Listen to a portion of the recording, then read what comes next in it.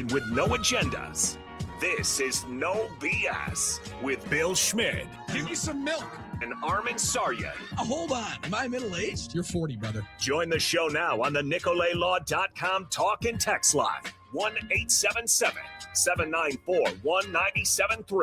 Wait a minute. These guys are cool, but not that cool. No BS is presented by Screamin' Sicilian Premium Craft Frozen Pizza. Find it in your local grocer's freezer and taste what all the screaming is about. Now, Billy and Armen on the game.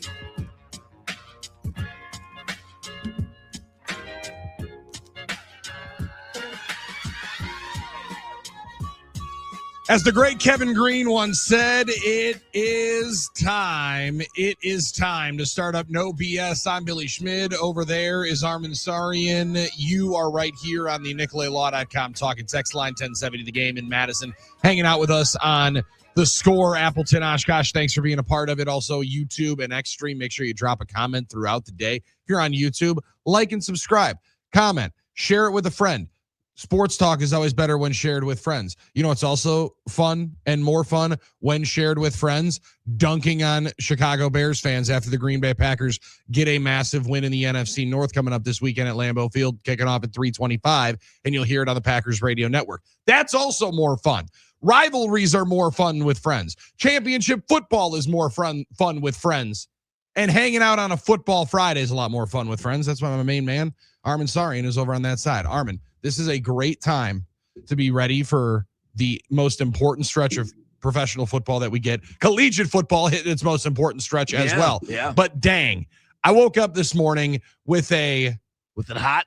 Was it hot this morning? It was white Fired hot up, this morning. Ready to go? The first time, and I got to say, probably the last 4 weeks, your boy has not touched a snooze button. Whoa, has not had to worry about a second alarm. I had Rolling Stones starting me up right away at 4:15 this morning when this woke up. Woo! No snooze button for Billy. If there's anything else you need, come on, Mick. Lambeau Field, let's get loud. Whether or not it's Bill Jarts welcoming you into the Lambeau Field atrium, because you're a little bit late and you may have been hanging out at the tailgate just to tick too long. And you're like, maybe we can run. We can run up those stairs and we'll get to kickoff. You're going to watch it on TV, but you would feel the electricity when you were standing because you knew you weren't sitting. You weren't sitting for the kickoff. It was like, I don't know if you guys, you were playing, Billy. So I don't know if you guys, I was saying watching high school football games. You were playing, but when we were watching, we would do the keys. Oh yeah, everyone did the keys for kickoff. Like there was something exciting about it. There's an excitement, Billy, that juice in the air. Only football has, right? For the excitement of the week. You talked about it, the anticipation, all the juice for the week for a rivalry game for rivalry fan bases, and of course when both teams are good, and we kind of emphasized that this week. So instead of running from our nightmares, we embrace the juice. There's something exciting about the fact that unlike basketball and baseball and even hockey, you're waiting all week for the game, right? You're anticipating all week, 7 days for the one moment. You get closer and closer. Warm-ups are over. The anticipation is building.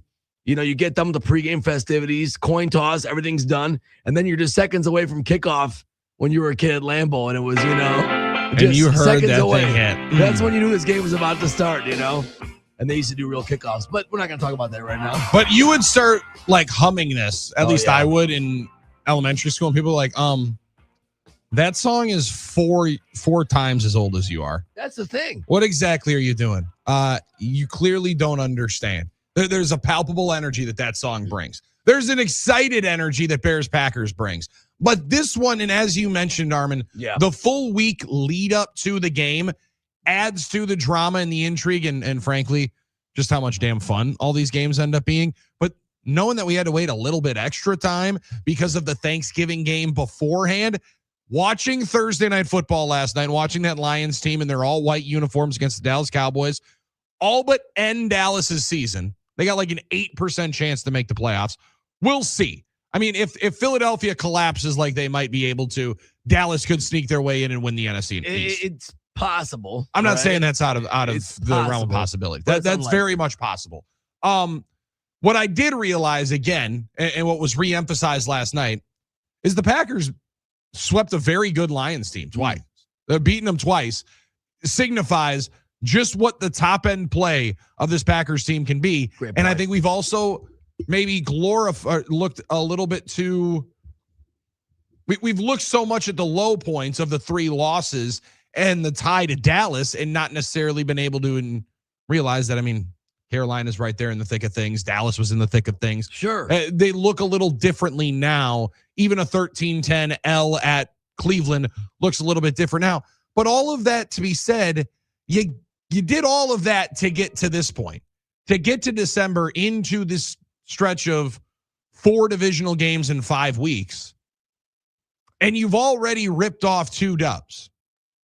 You get the next 2, one of the next 2 even, and this NFC North is going to look like it's very much for you.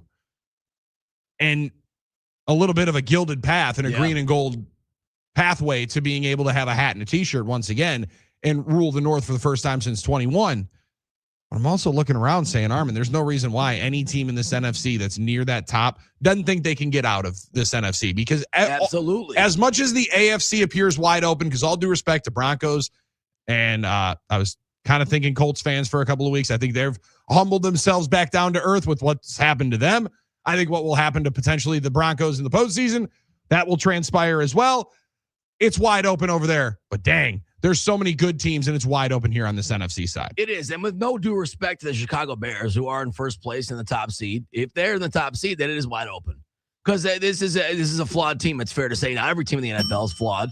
We talked about that ad nauseum this year, how, Billy, there aren't really any great, flawless teams. Like, every time we think there's one kind of Bowser emerging, they lose to the Panthers, a.k.a. us, a.k.a. the Rams. That does happen. And the Panthers, by the way, aren't too bad either. So those things tend to happen. There isn't one of those. So, yeah, there's all a reason to think that this conference and, frankly, the NFL is wide open. That doesn't mean you're more likely to win. It just means you have as much chance as anyone to have a fighting chance. That also means everyone else has a fighting chance. That's what makes it so competitive. That's what makes it so tough. And that's what makes it so compelling for us as viewers, Billy. And you're absolutely right. You watch a game last night like Detroit, who looked like Detroit what we're used to the last 2-3 years. Roll up a bunch of points, roll up clockwork offense. They got Amon-Ra St. Brown back. And then you look to yourself and you say, you know what?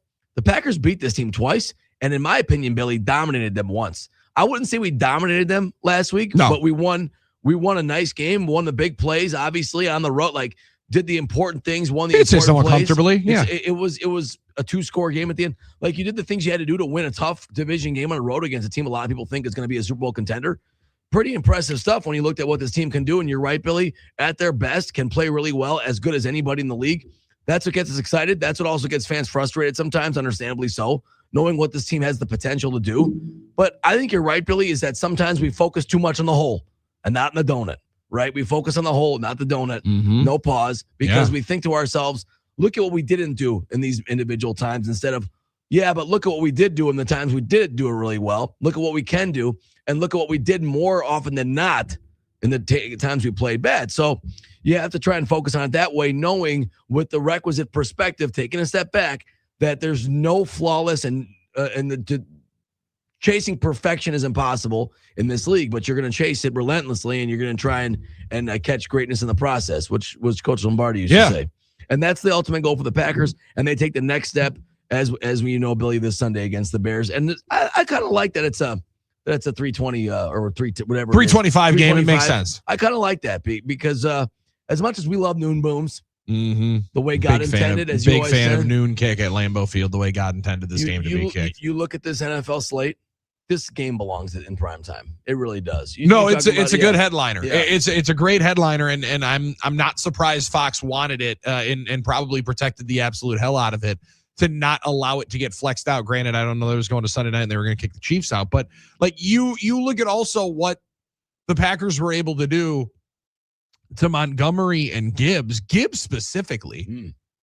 I mean, he goes last night, 19 touches for $120. Just looks like the MVP. I mean, you know what I mean? Add 3 tugs in there. Sorry. Incredible. About that one. Incredible performance. What a year he's having. He's phenomenal. And they all but locked them down and locked him up for each of those 2 games. And as much as this isn't to relitigate what we watched 8 days ago in the Lions game, But it gives me a little bit more confidence going into this week where the way the Bears can and would have to win the football game coming up on Sunday is on the ground and making it a 2-hour and 45-minute game. Handing the ball to DeAndre Swift and Kyle Monangai the same way that they did against Philadelphia nearly 40 times and trying to run it right at you and win the game. The Packers were able to do and stop Gibbs primarily both times with a healthy Devontae Wyatt. That is a luxury you are not going to be able to have. You got a Carl Brooks who's played like 1,300 snaps of football. I feel a little bit better that way. Yes, absolutely. But from what we also saw again last night, and as much as Jerry said, we're trying to stop the run, stay in the hunt. Trying to stop the run, stay in the hunt. Now, they didn't do a great job of stopping the run last night. They have not been an exceptional run defense throughout the entire season.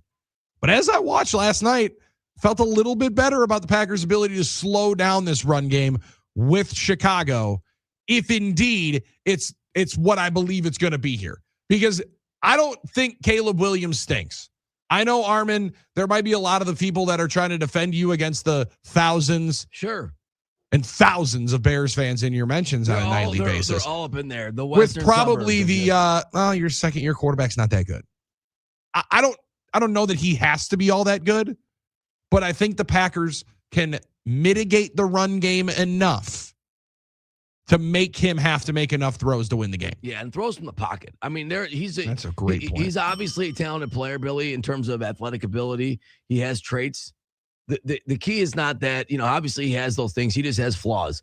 So, and then you think about as a Packers unit, as a defensive unit, how can you try and force the Bears to emphasize those flaws? How can you make him play from the pocket? How can you shut down the run game and really make him count on going, behind the sticks, long distances to go, and have to be comfortable winning from the pocket, not getting out and improvising and spinning out of your rush? And how do you tackle when you get there, when you get home to the queue? How do you actually finish the play, get home? And a lot of that is incumbent on the Packers pass rush. Can you do it with 4?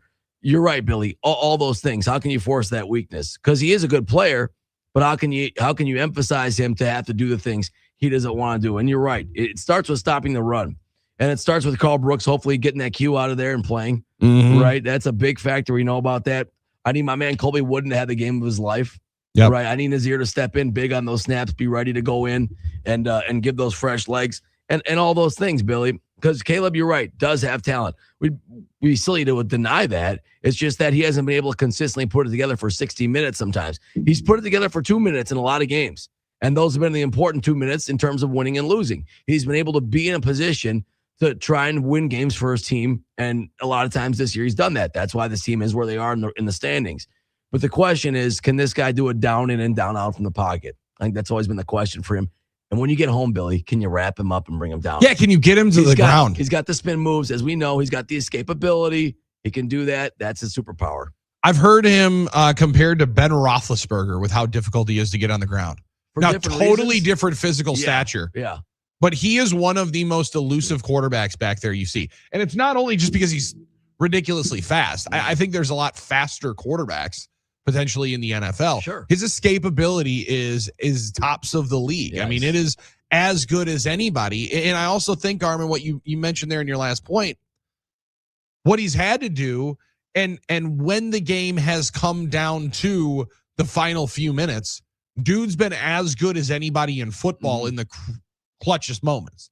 That's something that I know would and potentially will give Packers fans some heart palpitations. If you remember what did happen a year ago after you go tie the football game, they lead in week 18. Mm-hmm. They go down and grab the field goal and win the game right in your face as well. So they're 6-1 in close games. And in all of those games, I shouldn't say all, but most, a couple notably, sure. The Cincinnati game, they give up a 15-point lead in the final 2.5 minutes of the game. They're down 10 points at home against the Giants. They give up the lead against the Raiders. And they then are able to rebound and go and win the game. Washington, they give up the lead, and then they go take it right back and win the game in the final minute. Those are games last year that seemingly they lost all of. We kind of thought it was all Matt Eberflus. Mm-hmm. Might end up being somewhat right. But what does that give you in terms of – because your belief on what record in close games might mean is somewhat fluky. I don't want to speak too much for you, but like feels like somewhat to it, a little bit to the flukiness. A little luck factor. This is also, I think, there's a little bit of a clutch factor in there that if you allow the game to be that close late, sure, there would be much reason to be even more angst filled than I know Packers fans would already be. Yeah, the lower amount of times your team gets blown out, the more chances you have to keep it close and therefore win those games. So that's a great spin zone. I like that. And it's true. I mean, it sounds silly, but flip that around and it's true. I don't, luck factor is kind of a surface way to look at it. I don't want to just say it's a luck factor, but it's pretty mature of you not to say. If you win a lot of close games, right, and it's your team, it's because you have the right pieces in place, the clutch. It's because we have the right heart. The coaching, I'll remember baseball. So it's the same thing, the right heart, the right stuff. We make the right type of plays, the right coaching in those situations. Pat Murphy, it's about people. If you're not cheering for a team and they do a lot of that, it's because, there's a lot of little paper tiger aspect to it. There's a lot of, factors like that. The truth is always probably somewhere in the middle. I do want to say, though, history has shown that there are certain things that tend to not be sustainable. You can't always win one-score games. We saw the Vikings do a lot of that, right? And it works for a season. Mm-hmm. It works for a while, but you can't continue to go on a crazy streak of one-score games normally. You can do it within a short period of time, even a season, right? Also, Billy, takeaways on defense. If you're depending so much on takeaways on defense, it's good for a stretch, can work for a season. Is that something sustainable you can count in and year out? I don't think so. Even with the same personnel, we saw that we see that this year with the Green Bay Packers. Packers were really good at taking the ball away last year, play basically the same defense with basically the same and or better players. And you add Micah Parsons. You don't have the same takeaway rate. I don't think it's because they're doing something wrong. So those things you can't always count on. That being said, progress is not always linear for a quarterback either. Caleb Williams has gotten better, right? Mm-hmm. He's had some tough times. Last year, he struggled a lot with some certain things. Didn't turn the ball over a lot, but took a lot of sacks. They revamped the line. Doesn't always stay in the pocket. Started this year struggling, wasn't accurate. Articles come out. He's not paying attention to meetings. He can't take direction. But then all of a sudden, he has a really good stretch here ever since then and plays well. So obviously, he's getting better in certain aspects. So for whatever Caleb Williams was or wasn't, he can always change, just like any other quarterback or any other player in this league can change. Up, down, around. Improvement happens. Digression happens. That's just the way it is. So progress isn't always guaranteed or linear. So all those things I think are true, Billy. You hope a lot of these trends do come in the Packers' favor this week. That's what you can hope for. You put the game plan together. You hope for the best. And we got the superpower, in my opinion. We got Lambeau Field. Hopefully being at home, being with the crowd will help the Packers take it over the top. That's what I like. That's what I like. Because, listen, Packers fans are different. 877-794-1973. Get into a ton of the different ground game statistics and how difficult it'll be losing Devontae Wyatt. Jeff Hafley will tell you how the Packers defense will try to mitigate that loss. It rarely does Josh Jacobs go into a game that he plays not as the talk of the running back conversation. Yeah. He talked yesterday about how he's feeling and how he came out of the game against the Detroit Lions. Here, a little bit of that as well. But one feather in the cap for the Green Bay Packers defense on that Caleb Williams front. Packers defense this year have allowed a league low 108 scramble rushing yards across 19 scrambles faced by opponent quarterbacks. Well, now I love that trend. And a lot of that, Billy, now that is a super next-gen stat right there. Yeah, it is. That's a super special NFL.com next-gen stat for you. The speed helps there, Billy. They've been really good laterally. We talk about Quay, edge, obviously what Micah can do. That helps a lot. So let's hope that trend continues this week.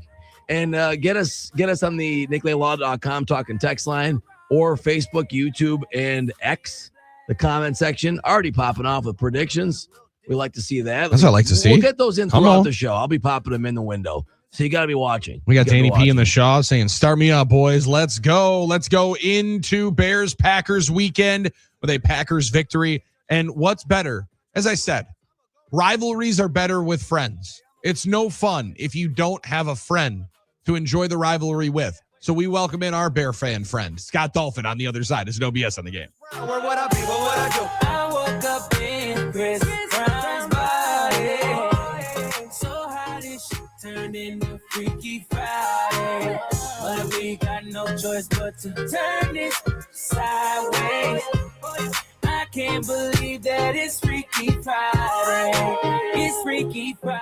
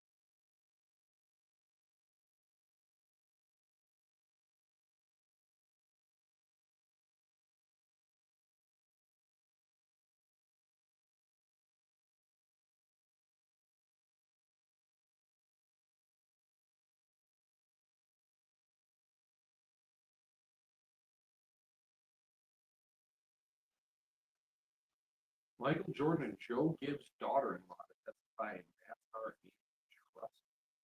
What is that? Okay. He's really owner. I remember my headphones for that. He's not just. Oh yeah, no, he ain't just He wears those weird hats. he didn't just drop Hey. the money in there. So what? Michael catches the case. They help him run. Not after LeBron got his streak snapped last night. Laura was so funny. I was telling Laura, I'm like, LeBron missed 10 points for the first time in like 12,000 games, and I'm like, or 1,000, whatever it was, 1,200 games. 2007. What do you? Well, she's like, okay. I was like, it's been like 15, it's been like almost 20 years. She's like, I don't see the big deal. Because he's supposed to score 10 points. That's not that hard. I She remember was just giving him no credit. when this happened to Jordan. Yeah. Same Oh, thing. yeah. It was like, oh, But like, he didn't miss one time in like 20 years. She's like, isn't that like for him? That should be easy. That should be that should be and it was easy until last night. yeah, until you Father Time's undefeated, man. She's like, hey, figure it out, dude. It's sad to see guys go well. But to see them go through it, it's kind of, it reminds you how you're getting older. You know? Yes.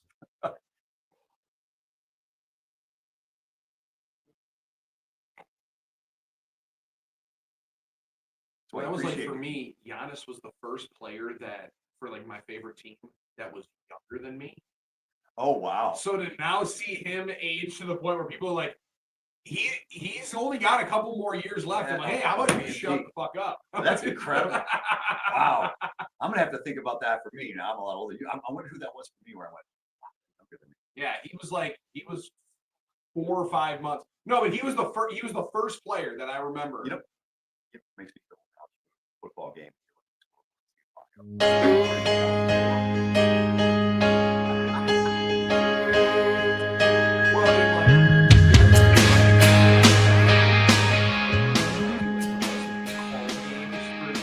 We had a dog Yeah. sleeping in the front of yard. So pay longer than Gary. He liked sleeping out the Yeah, top of the 96 in car. Iowa.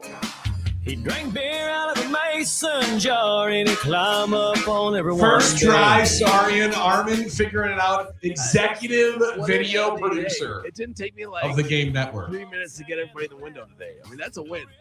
See, progress is not linear. See, now today it would have worked, and it would have been fitting if you wouldn't have been able to get our friend Scott Dolphin of FM 106.1 into the box. Like, oh no, I'm sorry, I can't figure it out. And then you would have put a big G over that spot. That would have been funny. Then it would have been funnier, but It wouldn't have been funny at all. This is why I've been fighting video in radio studios for years. I know because you're OG, man. I love you. For No, that. I just you can just come in and hang and pick your nose, whatever you want to Yes. do. Oh, Now trust that me. there's video all the time, it's Still like do it. you just got to be on your game. eat a quick trip sandwich, not worry about it. Have a burrito during the break, whatever. Yeah, All over the place. you're spot on. Well, you also would remember the time that my friend Tim Allen would always tell me about, and when I was younger, I opined for when you could just sit back here and smoke a cigarette and do the entire show, and that was just the whole way that you rolled. I think it was actually required by law by the FCC. You had to be a smoker in radio back in the day. Tim Allen would know this. Mm-hmm. I remember I was at a station in California, and they were doing a remodel of the studio. And I think I was the only guy on the staff that did smoke. And I thought we had yellow walls. I just thought they were yellow walls. It's a That nice was the thing. pastel. They took posters down, and these were just shining white walls. They were shining white squares where all the posters were. That's hilarious. stuck Yeah. to the wall. Yeah, Oh my it's a- god! it Good was- old days, man. Back in the smoking days. Behind the cart racks. It was Tim. Tim The never cart did racks, tell me to smoke, but there was the time where he said, like, "Hey, your voice is a little rough this morning. Right? Why don't you soothe that thing out?" All right. People assumed I did all the time, but I didn't. You I know? would have thought 2 or 3 Right. packs a day.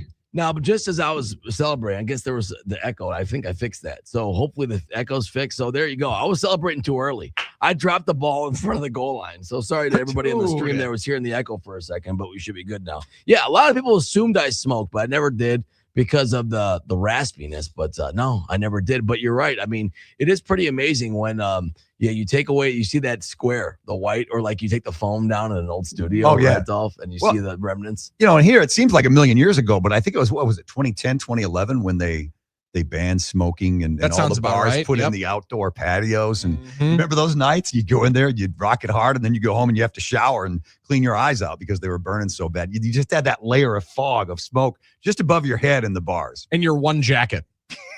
Yes. In your one bar jacket It's that true. was wandering through, and that's where you were taking That's throughout. funny. Dolph, this is what we wait for. This is what we're excited for. Now we're gonna get some headlines here because we got to make sure that we're friendly here and all this great work that we're gonna get to, because we haven't even brought up the fact that we've missed the headlines all week long. All week, yeah. All week, just All week. missed the entire Just- headlines. Well, for obvious reasons. What we've been talking about has been far more entertaining. And it's fun. It's It Bears is. Packers, baby. And I said it It earlier is. on. Rivalries are more fun with friends. As a Bears fan in enemy territory, you gotta, I would assume, have a majority of your friends be Packers fans. Yeah. for Do the you most have part. do you have a group, or will you have anybody with you? Will you have some support in the fandom coming up this weekend, or will you be cheering solo? So last year, I actually joined a bunch of friends, Packer fans, at the Potawatomi Sportsbook. now. And it was great until it wasn't. That was the first game in Chicago where Oh, okay. Bears Yes. were lining up for the game-winning field goal. Didn't end well for the Bears. So I decided the second game last year just to sit at home. It was just after New Year's, right? It was the last game of the year, and I thought I'm just going to watch this one on the couch. Control Sure. my own atmosphere and destiny. And that one turned out okay. So I think I'm going to do that again. I think I'm going to stay home. I've been to so many of those things over the years Mhm. where it's a lot of fun. And Packer fans have always, for the most part, treated me with respect. Well, we're in at Lambeau person. Field. When everybody's in person, usually it's fine. It usually It's usually when we get on these internet streets that it's a problem that people tell When me. you feel a little about bit more confident Oh, talking yeah. behind the egg emoji. That's the only time when you're a first name bunch of numbers, or Big Caleb season 92, or one of these other middle schoolers on the internet that's been talking to me all week. Caleb season You know 92. what I mean? These type of things, or I don't know, these type of names that have been ratioing me in my mentions all week. Those are the type of situations usually when we get a little more mean, unfortunately. Yeah. And I would say let's try and treat each other like we were next to each other. All right. You can get really angry online on social media. Now listen, if you have that energy, roll up with You don't it. seem jaded about it at all right now. My point. Listen, my point is, have that energy. Put your name behind it. Have that energy. Come up to the stream. I've been asking Bears fans that were in this all week to come on the show. Call in. Get in the stream. I'll put you on. We can have a debate. Look at the the traffic though that is brought to your social media page, Armen. To your Yes. Is that good traffic or not? I think it's elite traffic. I think the higher ups that were in the building this week would love to know some of those numbers. I think you should print them out and hand it to them. Yeah. Hey, I want you guys to. I don't know if you guys saw the numbers this week. I had 125 people say I have a big nose. I think that's. I think that's noteworthy. Yeah. I think that's My noteworthy. big when it nose comes to impressions advertising. were so huge on social media this week. It's huge. Don't man. understand how many people were interested in trying to figure out how I keep those things clean and keep the airways open. Totally, man. So what needs to happen on Sunday for the Packers to get the dub? They're already a 6.5-point favorite. I'm surprised it's that big Me too. in this game, Yeah. considering how close these games have been the last couple matchups. But I thought 4. yeah, right. I Yeah. initially did. Well, that was the same thing that, as you mentioned, the Potawatomi Sportsbook. Myself and Luis were talking about yesterday when I went down there, and I was talking to some of those guys. It feels larger than everybody else would think. That means that somebody behind a certain kiosk or window or book, there's some reason why that number is what it is. Las Vegas has an inkling, I would assume, that either the run defense for the Packers won't be impacted that much with the Wyatt injury. That's what we were talking about before. Being able to slow down those two running backs that were so good against Philadelphia. Actually, watching last night, how good Gibbs was against Dallas made me a little bit more confident, Dolph, because the Packers were able to lock him up twice. Yeah. So I think that's clearly the number one. If you guys are able to get Monangai and Swift each 15 to 16 touches, that spells disaster for how the Packers are trying to play the game. The bottom line, I think, if you're the Packers, it's just make Caleb beat you. Yes, Flat out. correct. Make him make the throws and probably get a turnover or two, and that's going to be it. But you're right. Stop the run at all costs and make Caleb beat you. I appreciate that Dolph said it exactly how I should have said it, but I was trying to be really nice. Yeah. I didn't want to have the soundbite of when I was down in Chicago, I think in 2019, when I believe it was Tremont Williams. That said, we just wanted to make Mitch play quarterback. We just had to make Mitch play quarterback. Or you can go back even farther to Charles Woodson saying, we knew Jay would throw us the ball. Yeah. We knew Jay would throw us the ball. did, We yeah. knew Jay would throw us the ball. Like, this does seem like a little bit of a reoccurring refrain, or common refrain. It does. But for the team that's getting all those interceptions and having the opponent quarterback throw them the football, I think Bears fans are wondering if Jordan Love can do the same thing for them on this side this week. Yeah, maybe. I mean, the Bears, they lead the league in turnovers, right? By a wide margin, and yeah. 3 guys have most of them. right. Kevin Byard, who's an ageless wonder back there at the safety position. Yeah. But with Caleb, I think for the Bears, he just has to keep doing what he's doing in the last 2 games against the Packers. He's performed pretty well in both games. Now, last year was a lot of dink and dunk, hit DJ Moore, and because their offensive line was non-existent in that game at Lambeau Field. But, I mean, he's got to feel pretty confident going into this matchup, even though his numbers aren't where Ben Johnson would like them to be when it comes to completion percentage. Yeah, I know he said Ben Johnson had the bar where he's talking about the pass offense, and we're not winning because of our pass offense right now, which none of us are happy about. None of us are happy the fact that we can't throw the ball and win, but key word in there is win. And there also looks like they might be getting a little bit of the piece of that defense back. TJ Edwards estimated as a limited participant in their walkthrough as they start to get themselves fully back on that defensive side. I think missing 3 all corners, all 3 linebackers gone. So it'd be great to have TJ Edwards back. He's pretty popular in these parts, right? Back in the day. Yeah, I was going to say that might be the only guy that there's any redeeming quality. Now that Jack Sanborn's gone, right? Yeah, that's right. He's a Dallas Cowboy now. No reason to like him anymore. So it'd be great to get him back. The other backer was, I think, a full participant yesterday. Tremaine Edmonds is not going to be back, obviously. But, and the corners got their first taste With last Gordon week. and Johnson getting back last week. Jalen Johnson, Kyler Gordon. Yeah, but, I mean, with guys like Nashawn Wright, they haven't missed a beat because he's been unbelievable with turnovers, including stripping the ball of the brotherly shove last week. Sound pretty Jalen confident. Hurts. Sound kind of confident, Dolph. How are we feeling in confidence wise going in here? I think, bottom line, I think the Packers are probably going to win. I think it's going to be a tight game. I hope it is. If it's not a tight game, it's because the Bears turned the ball over. Yeah, it should be one possession. But the thing is, Caleb, for any of his perceived or real flaws, has not thrown a lot of interceptions. I mean, that's one of his things. No, very good at holding on to the football. As a rookie, Armen, he was it 20 touchdowns, 5 picks. Right. So he doesn't throw a lot of interceptions. He was careful with it, but he didn't throw a lot of interceptions. The thing is, can he get it done consistently from the pocket, I think, is the big thing. Mhm. As you know, out of structure, kind of when he's on the run, out of the pocket, that's when he's kind of more comfortable at his best. It's going to be a process. I mean, he's been under center for a lot of snaps this year. Ben Johnson playing that style of offense. I mean, these guys come out of college, they're never under center. Never under center. For the most part, right? Ben Johnson said he's had to adjust to that a little bit, adjust to the style of his quarterback, but he's managed the game well. So. I mentioned earlier this week, for Bears fans, it's house money that they've played so well, especially after that disastrous start. I mean, they had given up more points than they had scored because of that 50 burger they go up to Detroit back in week 2. But for them to be in this position, first place 12 games into the season, nobody had this on their bingo card. At least I didn't. Yeah, and I definitely didn't. I beat the drum quite loudly about Ben Johnson all offseason long, and it appears he's making me very, very wrong. So far, unfortunately, and you I don't like that. What do you mean you beat the drum, but you didn't think he was going to be a No, I thought he was a coordinator. I coordinator. I didn't think it was going to work. I thought he was going to. Let's not give up. He still might. But some of it also to me, Dolph, is I think Dan Campbell gets a lack of credit for how good of an offensive mind he actually is. And how good of a coach he is. Yeah. And people thought all their exciting offensive acumen is just going to go out of the window. Yeah. So it was more of a Campbell lean in. And also, God, I really didn't want him to work. I really didn't want it to work. Of course. Because people talked about it so much. Well, he could write his own ticket. Everybody wanted him. Yeah, and you've seen this a number of times where all of a sudden you turn down jobs a couple of times. I'm waiting for the right one. Then people are like, well, when is the right one going to come around? It appears the perfect one came around for him. And more of those guys fail. The can't miss guys, offensive or defense coordinators, they fail than they succeed once they get that head coaching job. Well, think about that the Belichick tree all those years and those guys. And let's not forget Josh McDaniels with Denver started 6-0 before he eventually started losing. Matt Nagy won Coach of the Year. Yeah, so Nagy. Let's not give up. Let's not give up. Matt still Nagy, a chance.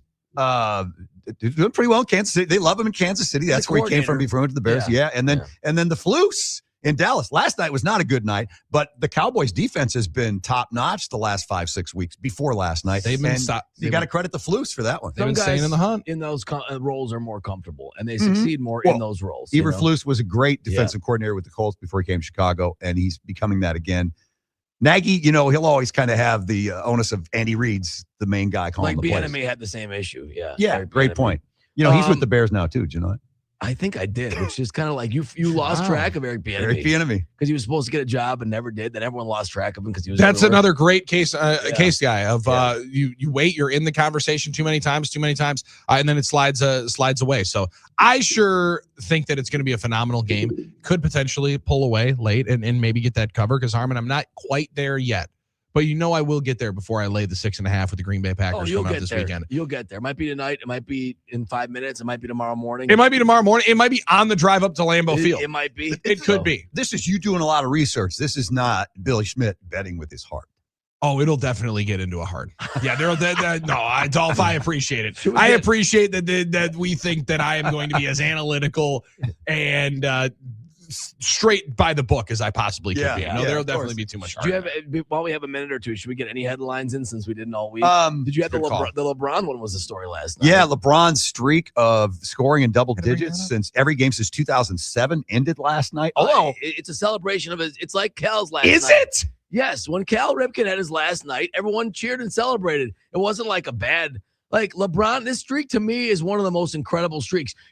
By the way, the last time he didn't do it was against the Bucks. Am I right? In 07? Is that? I didn't know that. Sounds right. January 5th, 2007. I'm pretty sure I had written down. Actually, I'm not pretty sure. So he finished with 8 points, 11 assists, and 6 rebounds. To his credit, he assisted on the game-winning shot. On the game-winner. And everyone's saying this was the Mr. 3000. This is Stan Ross. Teammate. Instead of getting the 3000th hit, he sacrificed for the win. So that was pretty good. I I think that's an amazing stat. I've not been a LeBron hater, but I haven't also been a LeBron stan these years. Same. To be able to score 10 points and not miss one night for 20, 50, 18 years, that is an incredible feat.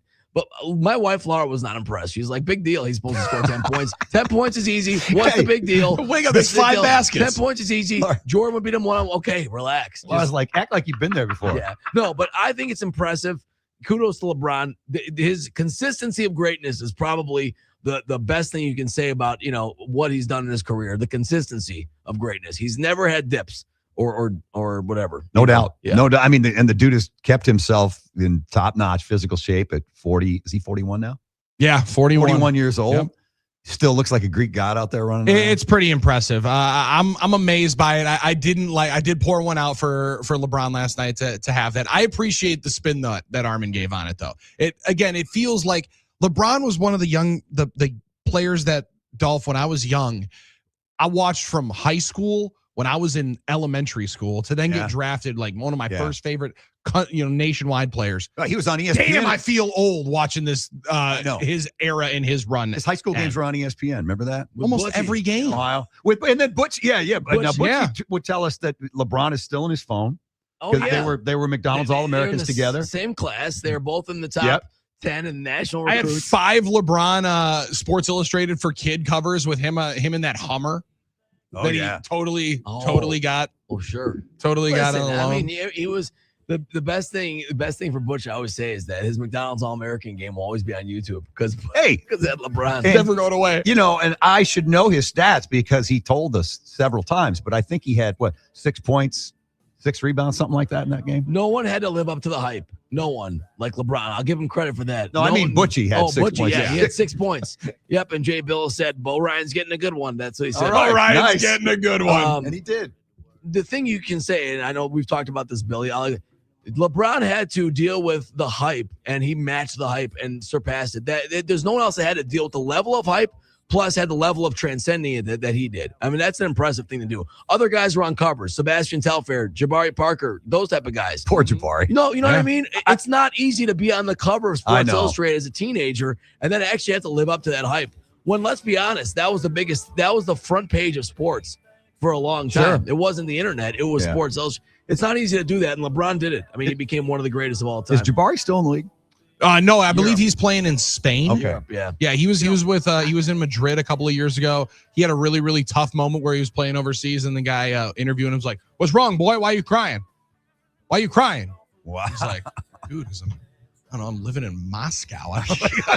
That's why I'm sad. I was supposed to be one of the greatest ever. I never met him. I know he was a really Serbia. good dude when he was here. He would show up in Bayview and start a pickup game with the locals down on the lakefront. And now it's 6:43 in the morning. Armen Sarian's throwing a stray at him on a Friday morning just to be able to dunk all. Let's try. I guess You're all good. You're all good. Linking him in with Sebastian Telfair. You with Sebastian Telfair. Just thinking Dolph, of guys good that luck were this hyped. weekend. We appreciate it, All right. and talk to you on Monday, brother. As Coach used to say, "Go Bears!" How about that? Leave you on that. Win or lose, we'll enjoy it on Monday morning. There's Scott Dolphin. It's no BS on the game. Cold beer sitting in the console. Memory laid up in the headlights.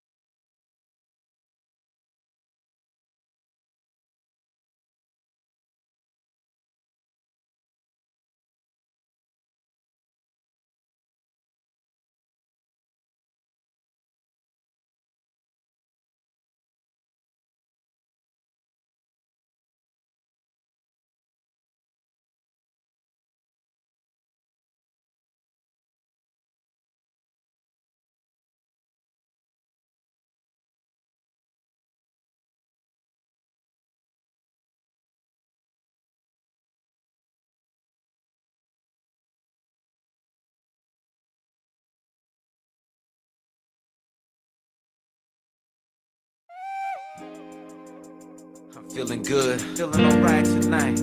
I'm feeling good now. Yeah, it's all good in the neighborhood, homies. Yeah, little while, I feel good, I feel alright. Cruising through my neighborhood on a warm summer night. I feel good. That's right, I feel good now. Summer night. Summer days just sitting around, but when the sun goes down, I'll be ready to party. Ain't nothing like them summer nights. Keep the top on, drop. All the girls looking hot, hit the photo, and we just don't stop.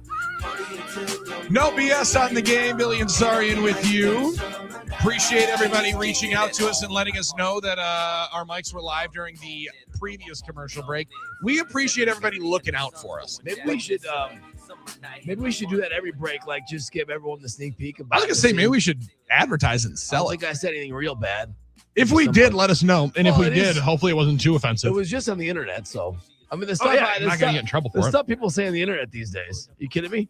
Yeah, there is some outlandish stuff. You also see some wild stuff on the internet these days. Had somebody on the internet What do you yesterday mean, Billy? breaking down exactly what you could find at today's Brewers Clubhouse sale. Oh, I can't wait. By the way, I want to go to that. That opens up in about an hour and 10 minutes from right now for the general public. I told you, don't tell anybody because I want to get the first picks. We can't let everybody know what's happening. I'm just kidding. We have to let everybody know. I just wish I was able to get in there first. Get my greedy little paws on everything. Well, that's the thing. I mean, like the first look and the first ability to get a sneak peek goes to season ticket holders. Yes, that's true. And Which I'm full not. season, half season, I believe 20 game package members. Now, yesterday, not the Brewers Clubhouse sale news, but it was Brewers merchandise news. The Brewers unveiled a powder Yes. blue throwback uni. And I just got one question. Give it to, I know what you're going to say. Where are the pants? Where are the pants? Now, the beautiful 1980, correct me if I'm wrong here, Armin, 1986-ish? I mean, Kind of a blend into the 80s, because obviously the font's not the same. It's not a full throwback. the color itself was late 70s, early 80s. Okay. Because they switched to gray road tops, I want to say in 86 or 85. But they wore light blue up through to the late 80s Okay. for road. So that's what they are. But the Milwaukee is the current Milwaukee font, right? Yes, It's not- yeah. it is the current road jersey, Yes. just with Just the powder light blue. Just light powder blue, yeah. I think it looks cool. Looks awesome. I The think. only, again, like I just, and yesterday as I saw him, I just reacted naturally. I thought it was coming with the full kit. I think we all kind of were I think hoping everybody was anticipating Yeah. that it would also come with blue pants in the full blue, powder blue look. We're not going to go with that. We're just going to go with the normal gray pants. That's fine with me. But the jerseys I'm imagining are going to sell. I just think there was a potential missed opportunity. Throw some powder blue trousers on these guys, and it's going to look as much of a tremendous throwback as you possibly could get. And who knows, Armin, it could become your secret weapon.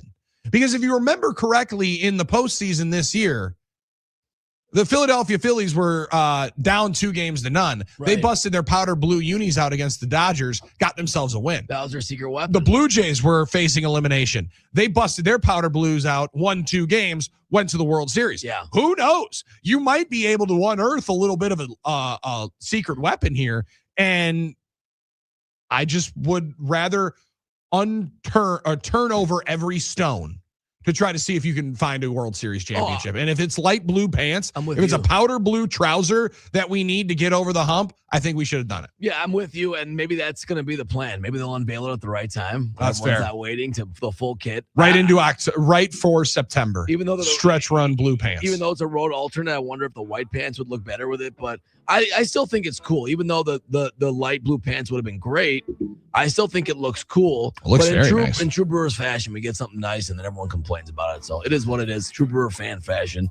I hope it replaces the navy blue a little bit more in the rotation, because I never liked our navy blue alternate. I'm just gonna say it. I'm just gonna say it. Looks a little Cub Scouty-esque. Michigan Cub Scout. Yeah. So we can move off that one. 50% off NLCS merchandise at the Brewers Clubhouse sale. I mean, I'm going for it. I mean, listen, I'm gonna get up in there. There's a lot of good things in here. $60 Christian Yelich, Bryce Terang, Jackson Chourio minor league jerseys that they started selling last year. I like that. Corbin Burns jerseys, $35 Corbin Burns jersey. I'm good. I ain't wearing that. $4 Corbin Burns t-shirt. I might wear that. But the number one thing on this list that I saw that jumped off the page from my man Armen Sarian that I know you're going to be running for after the show, $1 Keston Hira koozies. Oh, we're still selling it. Still got Hira merchandise to get. Hour 2 of No BS is next on the game.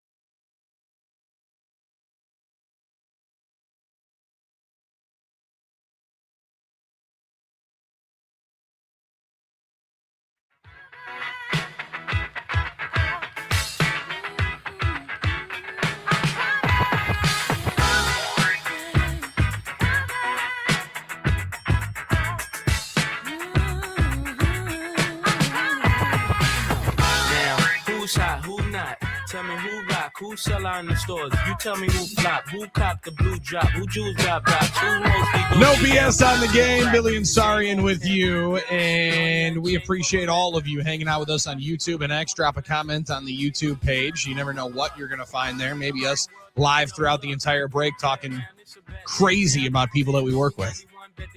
Who knows? Maybe you find that. Maybe you find some of Armen, Sarian, and my deepest, darkest secrets on there during the break. Yeah, I don't think you did this time, but you might. You might. Who knows? Might.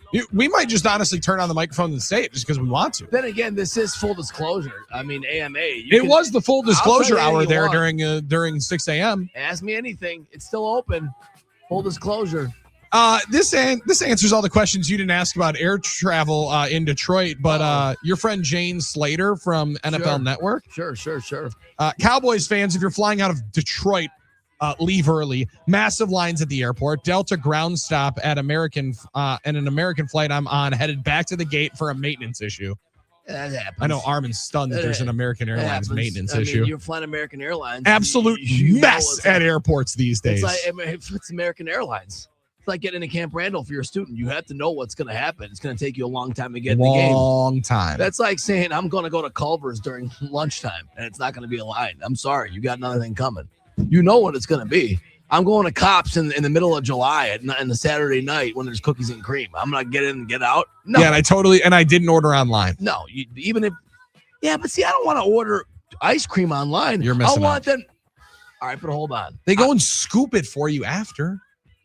But there's the one line that you walk up to and you say, hey, man, I already made the online order. Sweet. We'll call you in a second. It's like when you're driving. Okay. It's like in the summer when you're driving on 27th and there's it's so packed around Leon's. Mm-hmm. Or if for those of you in Madison, many of us listening on 10 cruising around the belt line. On the belt line, you know the situation. You know the patterns. You know what's going on. So if you're going to fly American Airlines, I mean, look, they left Kevin McAllister twice.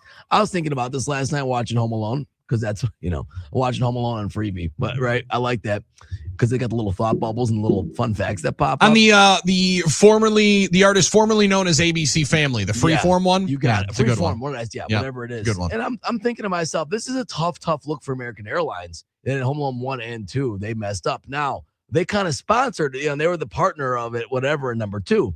So in number 2, they had to be like, well, make sure he finds his family before they board him. I'm like, that's a pretty tough look. But hey, it is what it is. But lines are going to be long sometimes in airports. Just try and take a deep breath, take your time, smile at your neighbor. We're all in this thing together. It's air travel around the holidays. But were there a lot of Cowboys? I guess there might have been. Yeah, there might be a lot of fans there. I can't imagine there were a ton. Travel, but there might have been. But listen, I also watched, like 25,000 Ohio State fans that appeared infiltrate Ann Arbor for the game. So as Detroit Lions fans travel, they might also be you might also be able to take over their stadium a little bit. Honolulu Blue were out last night, even though they were in their all whites. 44 points by the Lions. Impressive effort. I was just listening to Dan Campbell during the commercial break and his celebration during the post-game locker room. Justifiably so, fired up. That was a hot Dallas Cowboy team that rolled in there last night with everything to play for. Both teams definitely did.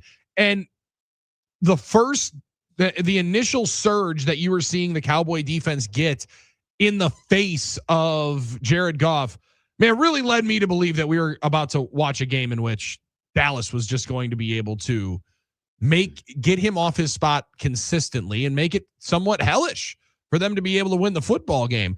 But Dak makes one too many mistakes. They turn the ball over 3 times. Jake Ferguson fumbles the ball as they're rolling through into the end zone. They call that wild pass interference on Jake Ferguson, as it looks like he's the one being interfered with near the goal line. Right. That was a wild call to me last night. It was a tough one. It's one of those that if it's too hard to discern, maybe you don't call it or maybe you let it go. It looked like DPI to me, Billy. I don't know, but they didn't call it that way, so I agree with you. This is a Dallas team. A lot of people, there were some famous takes out there on the internet that they were going to run the table, that they were super hot coming out of the break. They had been playing well, but you still had Detroit at home and doing their thing last night. So, hey, give credit to the Dallas offense. They still played pretty well, but it was their defense that had been struggling early in the year and is still kind of where they're at now in a game like last night. So there was a lot of excitement around Dallas. This was a game Detroit had to win. And the Lions also now continue I believe it's an NFL record or it ties an NFL record. They've won 15 consecutive games following a loss. Pretty impressive, no? I mean, that's a really resilient yeah. culture that you build with that football team. That's an impressive stat. And you have to give Dan Campbell some credit there. Now, I didn't see last night if he took his shirt off in the postgame celebration. I don't think he did, right? A sneak peek of what it was in that postgame locker room last night. That's a great bleeping win, man. Man, I'm so proud of you guys, man. This guy wouldn't lay the whole on the line every single night, man. I'm telling you, I'll rock with this guy every 6 catches, 92 yards, and every single time that we called upon him, man, he was there. St. Brown, I love you, man. St. Brown got a game ball. Yeah. Jared Goff, 100.111 quarterback rated Jared Goff game ball. Mr. Muhammad, 3 sacks, 3 pressures. This is what I'm talking about, freaking man. Right here, man. This guy is, guys, what it needs to be about, man. Every single time that we needed him to make a play, he made a play, man. There you go, Muhammad. He gave out like 16 game balls, which is awesome. I like that intensity. I like that energy. I love Dan Campbell. Like, as much as I know, I hate that he coached. Again, I like too many of the coaches now, apparently, in the division. Maybe it just makes sense as to why the NFC North is as good as it has been over the last couple of years. Because I think all the coaches right now are pretty dang good, including the one that Packers fans have been a little bit miffed about through portions of the 2025 season, and Matt LaFleur. Still a top 15 winning percentage in NFL history, Matt LaFleur, that one you're referring to. It just shows how difficult it is to not only, we talk about it, winning games in the league, winning games all over in the NFL, week to week league. But in this division in particular, it is an arms race, and you got to be your absolute best week in and week out. Yeah, you easily can make the case that this division has the best group of coaches, easily. I'm interested to see if the Packers are able to follow up the extremely impressive effort they had against Detroit with another one against Chicago. Because that's the consistency, Armen. That in all reality, we can get every X's and O's conversation in here, and every one of these random stats that you find through GPS tracking devices of how fast this guy runs on the outside. Sure. And when the pressure comes from the right side, Caleb Williams' completion percentage drops 16.4 points. Whatever it ends up being, all of those numbers can be what they are. The most important thing is the consistency in your performance week in and week out that the Packers have not yet been able to fully achieve. I think they're close, and we've seen it at times. But for this one in particular, each team, we always say, is different. You got to learn how to win. Each team's got to go through those trials and learn how to win differently than others. That's the most important part for this group to be able to unlock, is that ability to follow up one of your best performances of the year, Armen, with another one, because it's going to be required at Lambeau on Sunday. It's the consistency. Every team in this league has the ability, the talent, and what they need to do to win individual games. It's the consistency. It's can you close the book on last week and attack the next week with gusto, with the same type of intensity, focus, and alert intensity that you did the last week when you get a win. Because that consistency is what sets good teams and great teams apart in this league. At least right now, Billy, it's setting the playoff teams, the contenders and the non-contenders apart. Is can you consistently do it week in and week out? No one's able to achieve that perfectly, right? There's no flawless, perfect team in this league. There's not even a team that's gonna put up crazy, records like last year's, teams did, like the Lions and things like that, even the Vikings. But it's the consistency of, can you repeat performances? Can you extend and contain and consistently maintain your level of play for multiple weeks at a time? And that's the one thing that every team struggles with it, but that's the one thing that the great teams, the really good contenders, have been able to do in this league. So we'll see what happens. By the way, I love your Dan Campbell. Man, the man is key there. The man is key. Having that man in for the Dan Campbell impression. But see, Billy, he was authentic, right? Dude, he's so authentic. He is. He's being himself. Is who he is. I think we've seen him enough to know he's being authentic, being himself, not faking it. And see, that was my issue with Ben Johnson. Not to get back to that, okay, but that was my issue. I wasn't convinced he was being himself. So there you have it. Will you be convinced that he's being himself? Maybe after 3 or 4 years of him taking his shirt off after every win. Yeah. Well, isn't that what happened? Isn't that the goal? Isn't that the goalpost though? Isn't that the standard he's maintaining? Because otherwise he's doing now the free hot dog thing. He's trying to get everybody fed. Cool. I know I shouldn't keep going back to it, but I'm glad you do though. Tweet. I'm glad you do though. Because as much as you've mentioned the fact that, Bears fans will continue to hammer you in your mentions, you continue to bring that tweet back. Well, yeah. As absolutely. many people as I see comments on it, I see Armen Sarian replying instantly on that bad boy. You're not letting that one die. I'm not ducking the smoke. Tough news for the injury front for the Packers yesterday of Javon Bullard. And this is Steve shot us a text on the NicolayLaw.com talking text line 877-794-1973.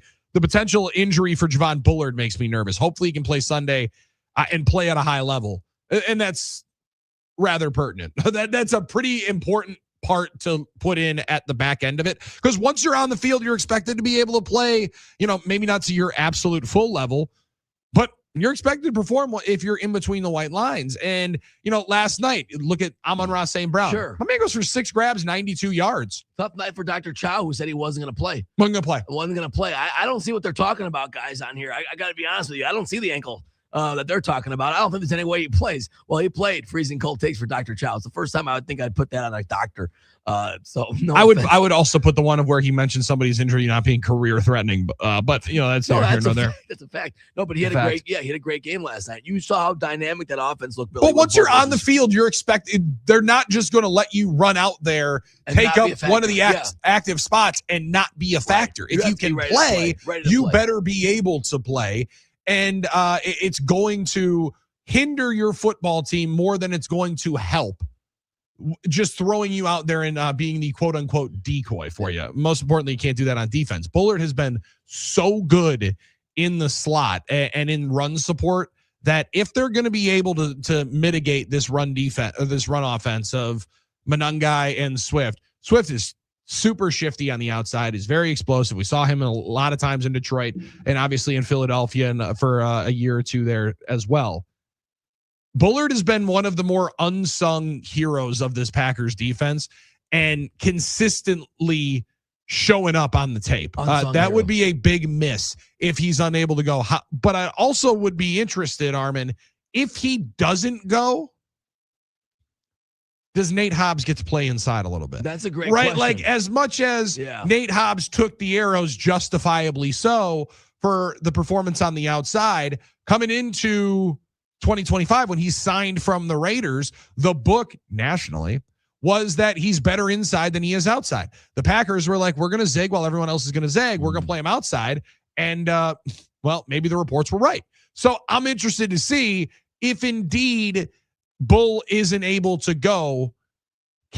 How much of a beat do you miss? And do they give that opportunity to Nate Hobbs?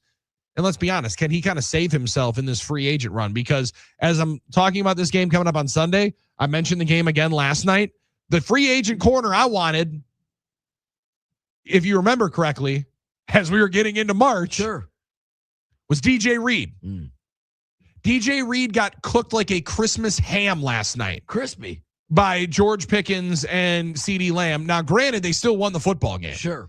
But at one point, he gave up 7 grabs for 100 yards and a touchdown and had 3 penalties called on. That's not good. That's not a good stat line. Now you are going up against one of the best. One of the better pairings in ball. But if you want to be one of the best, and he's getting paid like one of the better guys in ball. That was that's disappointing. So you want to see if I think a lot of people were already looking at maybe an escape route for the Nate Hobbs conversation. He's a big opportunity might be in front of him if indeed Bullard's not able to go this weekend. No doubt, Billy. And you said it the best about Bullard, unsung hero. There's been a lot of sung heroes on this team, on this defense. I think Quay, obviously Micah, Edger and Cooper, X a lot, even though he hasn't had the picks. Those are sung heroes. Even Evan Williams, we sing a lot about him. There's less conversation about a guy that's been so impactful than Javon Bullard. Don't you agree? And I think that's the important thing. Now, the interesting part about it, as you mentioned, Billy, is, then, how does Hobbs fit into that, right? Would he be in that position? Or do you feel more comfortable with like a Zane Anderson, Old Oppo, those guys in that, or do you feel comfortable trying to get your best athletes out there? Is Hobbs part of that? So we'll have to see. You hope the Packers can go into this game healthy as possible. Health is relative for every team in this part of the season, in this league. The injury rate's 100%, so you just try your best. The Bears, as we know, are getting some guys back in their back end, which is, obviously on paper good news for them. So Let's see what happens. But Billy, yeah, Javon's had a really good year, and we don't talk about him much, and that's okay. He does not get nearly the kind It's of like- conversation that other guys on that defense do. No. This is like Atari Bigby 07. In 2007, Atari Bigby kind of reminds me of. Like, had a good year and a good defense. Like, didn't have great career arc necessarily, but had some moments. I think Ha had a couple of those years. So Bullard's had a really good year. I also like that you're throwing the Atari Bigby into the number 20 jersey as well. It just fits. It's just the numbers and the hair and everything. It's like the Micah Hyde, Sure. Evan Williams. It's very just you see that number. You see the number, you see a Leroy couple and of Nick plays, Collins. like, oh my God. Yeah. It's just like he's back. I swore Nick Collins was Leroy so many times.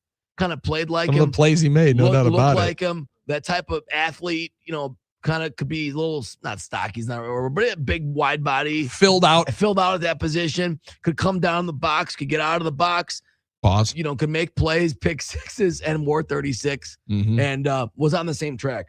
877-794-1973. Was on the jacket track, unfortunately, until the injury. So And that's then just my opinion. You don't you go back and look at the numbers, and it speaks even higher to what you're talking about of how close he would have been and how much in that conversation he would have been. It is as important of the Green Bay Packers to get a win. How important is a win for the Packers this week? Is it more important for Chicago to get a victory or the Green Bay Packers? Definitely the Packers. It's a great question. Already down one in the win column. You cannot get that one back. You also still have to go to Chicago. We talked about the spread with Dolph as to why it would lean as why it does. Like last night, the game is as vitally important to both teams. This one, I think you can make a very, very clean case. It's definitely more important to the Packers because in 13 days, you got to go down there on a Saturday night in the Windy City. This one's much bigger because you're on the for road, the home team. Because you want to hold. Because I think, Billy, realistically, I don't know what you think. The realistic outcome for these two games, for the two Bears games, is probably a split. That's just the way it's probably the way I see it. Most likely, you'd love to get both. You want to make sure you avoid losing both.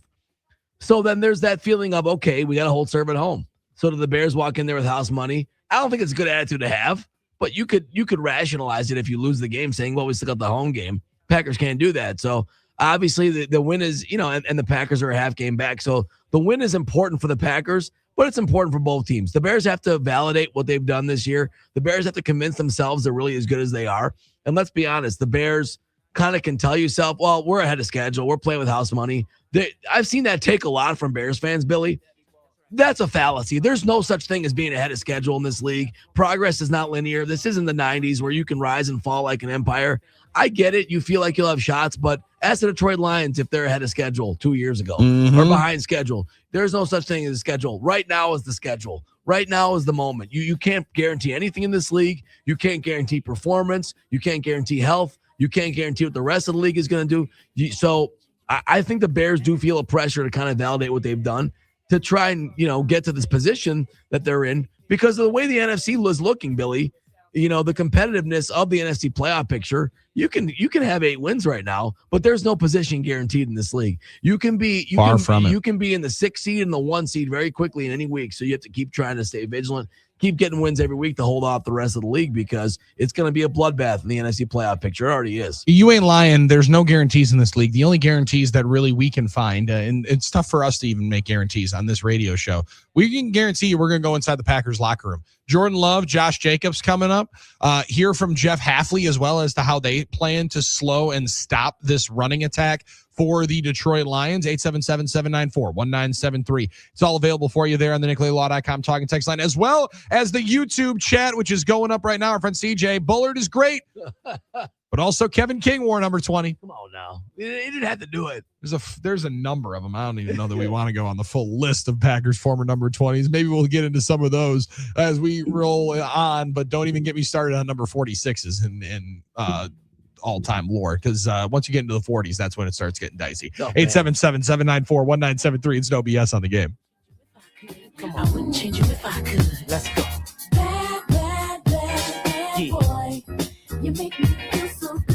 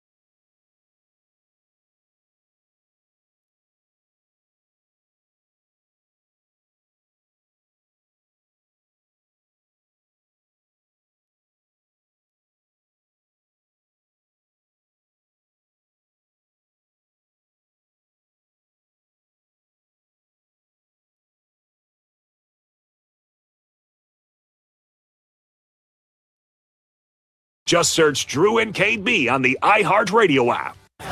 iHeartRadio. Here are the top Billy Joel songs that you've thumbed up.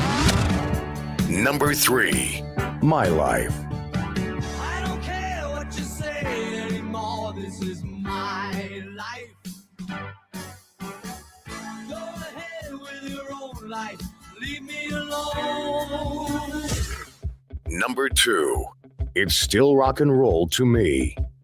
Nowadays you can't be too sentimental. Your best bet's true, baby blue continental. Hot funk, cool punk, even if it's old junk, still rock and roll to me. Number 1, Uptown Girl. Uptown girl, she's been living in her white bread world as long as anyone with hot can. And now she's looking for a downtown man. That's what I am. Hear more from Billy Joel and similar artists now. Search for Billy Joel on iHeartRadio. All your favorite music, all your favorite stations, all free. I'm Josh Holloway. The national parks have always been a part of my life, but years of underfunding, pollution, and climate change have taken their toll. Join me and the National Parks Conservation Association in ensuring our national parks are available for future generations. For more, visit preservetheparks.com.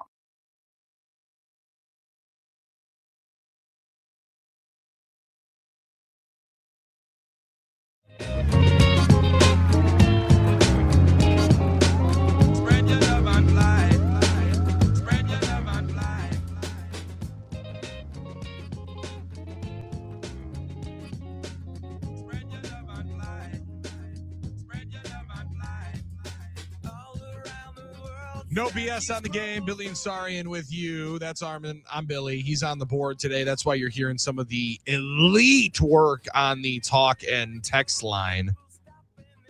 So Billy, this airplane like scenario is like becoming a thing. This sort of extravaganza at the Detroit airport. Oh, apparently it's tough. Jane Slater letting everybody know. A life update. They're deplaning us. Life update. A lot of times you think like new job, maybe a health update or something like that. Got or engaged. Life update. I just got a new car, even, or a dog. Life update. They're deplaning us. Life update. My day is normal. I mean, not normal. I get it, but like it's normal if you're in air travel. Like there will be delays. There will be moments. You will have to go through some adversity, some first world problems at the airport. It's public transportation. It's public. Thank you. It's public transportation. Go walk yourself over to Hudson News. Get yourself a bar of Mambas. Get yourself. Good call on those. Yes. Us Weekly or whatever magazine. Mambas, I think we're 2 for $3.50 at Quick Trip this morning when I stopped. Wow. You didn't think of your boy. No, I'm just kidding. If it was Cowtails, I wouldn't have been kidding. If you ever see Cowtails on sale, and you I will. Yes, I'll make sure to grab. The thing about Mambas is there's too much packaging. It has to be there to keep it fresh. Each individual one wrapped, the 3 packages in there. No, you're right. All right, but so they're off the plane, or they're on the plane now. Basically, did they get off the plane? Did she get off the plane? I got off the plane. They're deplaning us now. This is again. It is. We all are living our own lives, running our own race, and I'm the one following and talking about it. So like, it is what it is. I don't get why we in sports media feel like we need to bitch and moan about being able to cover games and go to games. Like it is fun. Like it is one of the coolest things and the greatest part of the job. For some long days, sure. You know what also are the long days? What's that, Billy? For the individual that's going to get up at 7 a.m, drive up from Indianapolis this weekend. Come on now. To get up to Lambeau Field because they're a Packers fan that had to move to Indy because of their job. Actually, even worse, their wife's job. Okay. They didn't even want to leave, but their wife got a great job. What are you going to say? No, she's traveled around, helped you out with your career for years. Go on. Made a bunch of sacrifices for you. So what are you supposed to say? No, that would make you husband of the year. So you move. So you don't get to go to Lambeau Field every single day. You don't get to go to all the games that you used to go to with your buddies. And then finally, your friend is hitting you up saying, hey, I got a ticket. Can you meet me up at Lambeau? Well, I mean, they moved it to 325. Yeah, I can meet you there. Monday's going to be a little bit rough, but I'll figure it out. Yeah. That's a long day. That's a long day. Because they told him, hey, we're going to start the tailgate at 11. Can you be in Milwaukee by 9? I mean, yeah, I guess I am supposed to be somewhere on Saturday night, so I can't necessarily leave early. I guess, yeah, I'll leave on Sunday morning. That's a long day. Jane wanted us to know on an hour of sleep for an early flight out. Now, hour delayed at the gate. Hours now waiting for a maintenance issue. The only thing that surprises me these days are good days at the airport. Well, Again, should, it is public transportation. I'm watching all these ridiculous videos that keep filling my algorithm of what's going on this subway in New York. Well, but Billy, this feels a lot like it is public transportation. If a kid is crying on your flight, we can all calm down. First of all, weird things do happen on subways in New York, but that's just from what I know about people that have or friends that I've had, their family that's lived in New York, that's just kind of part of the fun of it, and they don't always happen. And I'm not even talking about the heinous things. I'm talking about this one woman that I saw actually like scrubbing her foot on the subway. Stuff like that. The funny ones. People acting like animals and stuff like that. The guy eating a full turkey, carving it. That was funny. In a turkey costume. That was too good. I sent that one to you. Now that guy's asking for the internet attention. That guy's doing it for video. He might have been doing it for all right, but yeah, to your point, Billy, it's still public transportation. And I like Jane Slater, so I'm not saying I'm a big Jane Slater fan. She doesn't have the right to tweet about it. Listen, I tweet about everything that happens, okay? Oh, yeah. All I'm saying is this. There's also somebody that's got it tougher than you. It's 9 degrees in Detroit. There's a guy actually working on that plane. There's a guy actually having to do it and go down there and change the tires or whatever he's doing. I mean, I don't know what he's doing. That is my point. I'm glad you're making it. Thank you. And thank God someone's doing it, because the most important thing is the safety of your air travel. So I'm not trying to go all Tyler Herrick on you, but my point is here, like, let's just try to keep that in mind. You can still plug your phone in, tweet, watch your episodes or whatever. Whenever I hear maintenance issue, I'm like, thank you for, I'm glad. I hope we're getting off of the plane. Yeah, exactly. I don't like as bad as it sounds. I'm like, you know what? Maybe let's switch one of these out.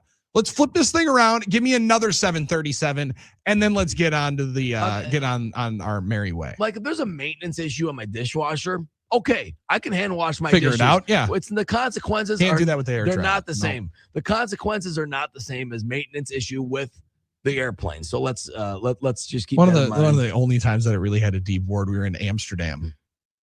That was heartbreaking. Boy, you were in Amsterdam to get an 11 back. Yeah, find an 11-hour layover in Amsterdam. Gosh, what did you do in college? Went to get coffee with a large. We did go to a coffee shop. A lot of them in Europe. We did go to a coffee shop near a certain district, which is pretty fun. I was going to say, I would imagine what kind of region you were in Amsterdam. I've never been to Amsterdam, but I can kind of. We're there with a large number of our football team at Carroll University. It was our cross-cultural experience in Carroll, and bunch of college football players. Dr. K, Coach K was our head coach. His wife, Dr. K, Ms. Kriskowski, leads the athletic training program at Carroll University. I should definitely know this. Athletic training or physical therapy, one of the two. Whatever. It's very amazing important program. She's a phenomenal person, very an amazing important teacher. Yeah. She looks at all this. She goes, "You guys should go out and explore." Sure. You got 11 hours before the next flight. You guys should go and see the city. He's getting experience. Coach K could not have looked over at her faster and said, "Are you bleeping nuts? You just told. Do you understand what you just did? What did you just do?" If looks could kill, that one would have provided a instant kill. That would have been Call of Duty kill confirmed on that one, because it was a tough scene, and we definitely had some fun. All right, you know what's fun? Listening to Josh Jacobs inside the Packers locker room. What might be even more fun is Josh Jacobs getting to stand next to Mike Clemens, which I always appreciate being able to do. He spoke to a number of different reporters yesterday, most importantly about how he came out of the game in Detroit. How's that knee feeling, and what exactly do you think it might potentially hamper you going forward? I don't know. I feel like we all just been straining a little harder. Been running hard. All the backs been running hard. Kind of just, it gets colder in the season. People don't want to, hit you as much. That's usually how it goes. Is the stud running back feeling healthier? I feel pretty good. Josh, we were talking about, whether you should or shouldn't play against the Vikings a couple weeks ago. And as it turns out now, you'll have one game in basically a month, right? Because you barely had the New York game. How much did that just help? I mean, how much fresher do you feel looking back at it now? I want to say I feel just extremely fresher. This game is so physical. And then when you had a type of injury I did and getting hit by multiple people all the time, it's like it's gonna still kind of be there. It's just a thing that come with it. It's really just about kind of balancing it balancing it out, and still trying to be, effective, really. Is that knee thigh feeling much better at this point? It's kind of the same, honestly. I mean, it feels good. Don't get me wrong. I can run a lot better than I could, that week. But I'm not gonna say it's gone. It's still there. But it's a part of it. I feel like the O-line is really kind of moving guys these past couple weeks. For sure. Like I said, it seems like guys training a lot harder. We feel like the concepts that we've been putting together, and in the run game has made it a lot easier for a lot of guys, and we've been kind of just reaping the benefits of it. As someone who's been such a big component of what Marshawn Lloyd can provide for this team, but obviously with the injuries derailing a good part of the first two seasons, just how cool is it for you to see him back out there and what he can bring? Yeah, I know it's been big, especially for Marshawn, just being out on the field. I was trying to tell him, I'm like, man, don't come in and practice and just hit it 100%. Kind of find your rhythm a little bit and then progressively, run and be who you are. But I know for him, man, he hasn't played football in a long time, and I know he's eager and hungry to get back out there. What do you feel like Anthony, Sean have given you on the middle, and even Banks having some healthy weeks? Like it's a lot of size in the middle. Do you feel that when you run behind those guys? Right. I'm not gonna say I necessarily feel the size, but I definitely feel guys putting in a lot more effort on one going to the right blocks, but also straining on their blocks, giving the an extra half a second or a second, just to make sure the run game is clean, and then trusting me to know that if they gonna make a hole for me that I'm hitting. So I mean it's been good. I know it's definitely been different with Sean at center, but I think he's adjusted really good, and I think he's been playing at a very high level. Talk to you about practicing during the week, right? Yeah, it's definitely talks, but I'm one of them people, like I like to feel it. Like I gotta know what I'm dealing with, what I'm saying, in a sense, because I feel like if I run and even if I feel it a little bit, like you kind of get used to it, what you expect. I don't want to go out there and then just be like, okay, damn, I'm feeling something and not really know how to handle it. So I like to get my reps in. How much this week have you been looking at film of what the Bears do, just punching the ball out, ripping the ball out? They had some really impressive takeaways that aren't just the normal punch outs. For sure. They lead the NFL in turnovers. Their defense, some's been giving me, and some's been, really, really great plays, by their defense. So shout outs to them for that. But I don't plan on, giving the ball away. So we'll see how it goes. You experienced it a couple times last year, this Bears-Packers rivalry. Mm-hmm. Do you now, a year into it, understand the magnitude of it? Does it get you more excited? I think it's bigger this year than it was last year, because they actually, a pretty decent team. So I think that, with them playing at a high level, obviously having a new coach, new energy, and things like that in that building, that, I think they have more of a belief that they actually have a chance of, playing in this game. And when I say that, because the record was something crazy, how many times they've won in a row. So I think it's gonna be a good game. At the end of the day, still don't like them, they don't like us, and it's gonna be fun. That is the correct way of saying it. Josh Jacobs there in the Packers locker room yesterday. At the end of the day, they don't like us, we don't like them, and the Packers, knowing that there is some genuine frustration from the players' side of things, it's not only fan bases. I also think I also think that there's a number of different ways that you can analyze or think of rivalries in pro sports now, and even into college sports, as they become more and more of a pro model in a style. Like they get all of these traditions and stories and rivalries, they don't mean necessarily as much. But then when last year, after the Week 18 game, when throughout the visitors' locker room, all the Bears fans, all Bears players were saying was Green Bay. Obsessed with us, was enjoying the fact that they were able to throw that four-letter word in front of it throughout. I think there is a little bit of enjoyment that this team would take in being able to get that dub and be able to rub some dirt into the face. I think so, and I don't think Packers players around last year forgot about that. I would think so.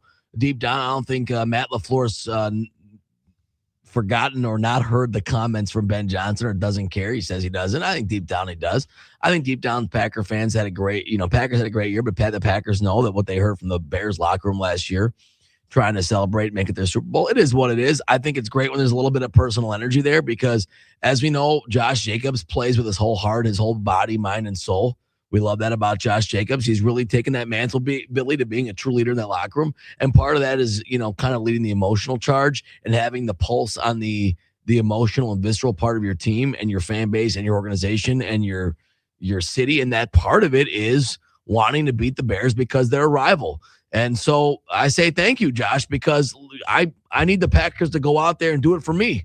I need the Packers to go out there and do it for me this weekend, all right? It's time for you guys to go out there and prove me right, all right? I've been out here fighting on the internet for you all week, so I think Josh Jacobs is going to be a big part of that, Billy, and he's leading the charge, and I appreciate that. I also like why he said, well, we're all hurt because we're training so hard, because playing so hard. We're giving them we're running so hard, dude. Come on, now. What do you think? It's probably why we're doing it. So, yeah, that's good stuff. That's good stuff, Josh Jacobs. That's how you endear guys like me to you. You know what I'm saying? I love that guy. And why are you guys? Why does it seem like you guys are playing better? Well, we're working hard, and not just because he saved his best stuff. By the way, for us, for you and I on the radio show, Billy, last year at the Super Bowl.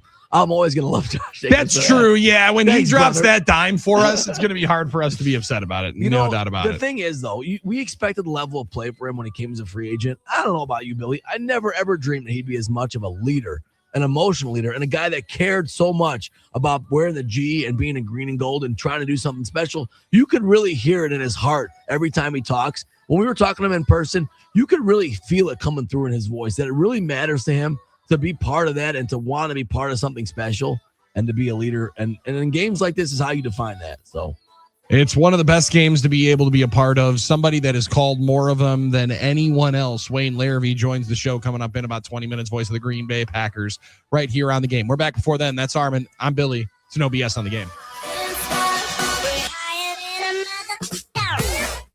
97.3 The Game.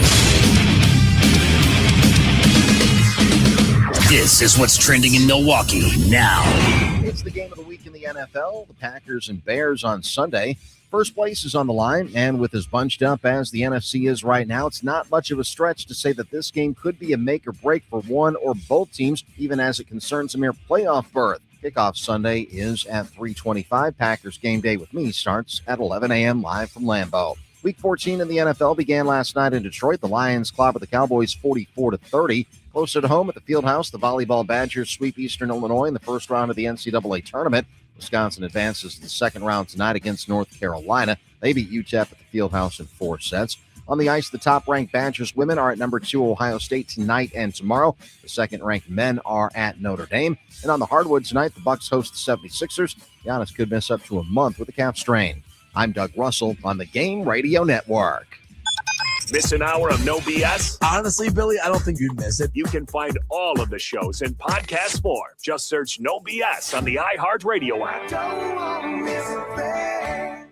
The Packers host the Bears in a battle for the top of the NFC North on Sunday. Stay with us all week as we have the best guests and conversation previewing the matchup right here on The Game. We should talk about after this game is over, regardless of who wins. That handshake between one Ben Johnson and one Matthew LaFleur, that's must-see TV right there.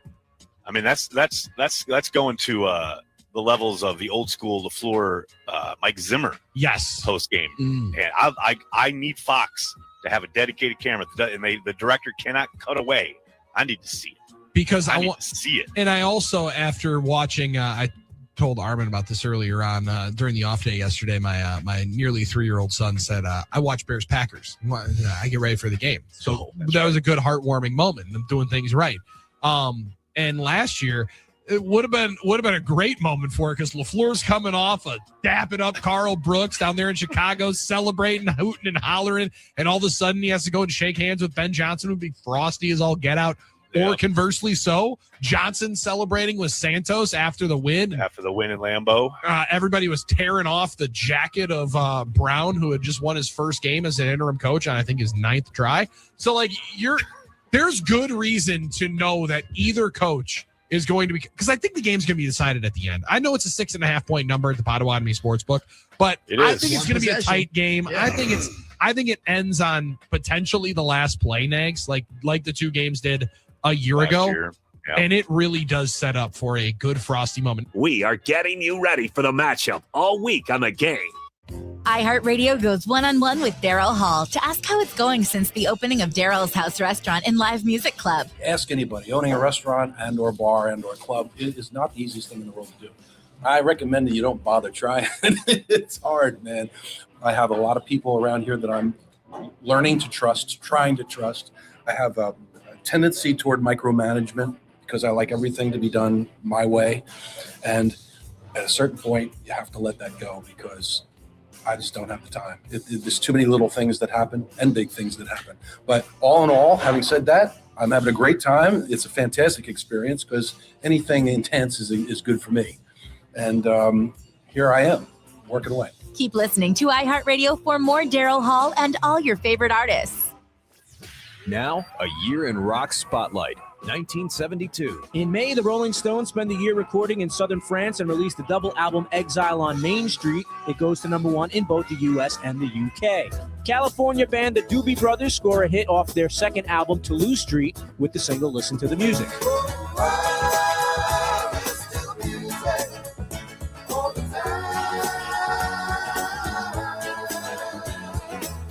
More from the summer of 72, Curtis Mayfield is back on the charts with a soundtrack for the film Superfly. The album yields 2 top 10 hits with Freddy's Dead and the title track. And former Zombies keyboardist Rod Argent has a hit album and a #5 single in the US and the UK with Hold Your Head Up. Hold your head up.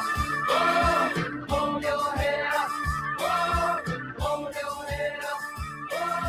Hold your head up. Harry Chapin's performance of the song Taxi on The Tonight Show 2 nights in a row leads to a hit. And struggling UK band Mott the Hoop will get help from fan David Bowie, who produces their album and writes them a hit, All the Young Dudes, which peaks at #3 in the UK and in the top 40 in the States.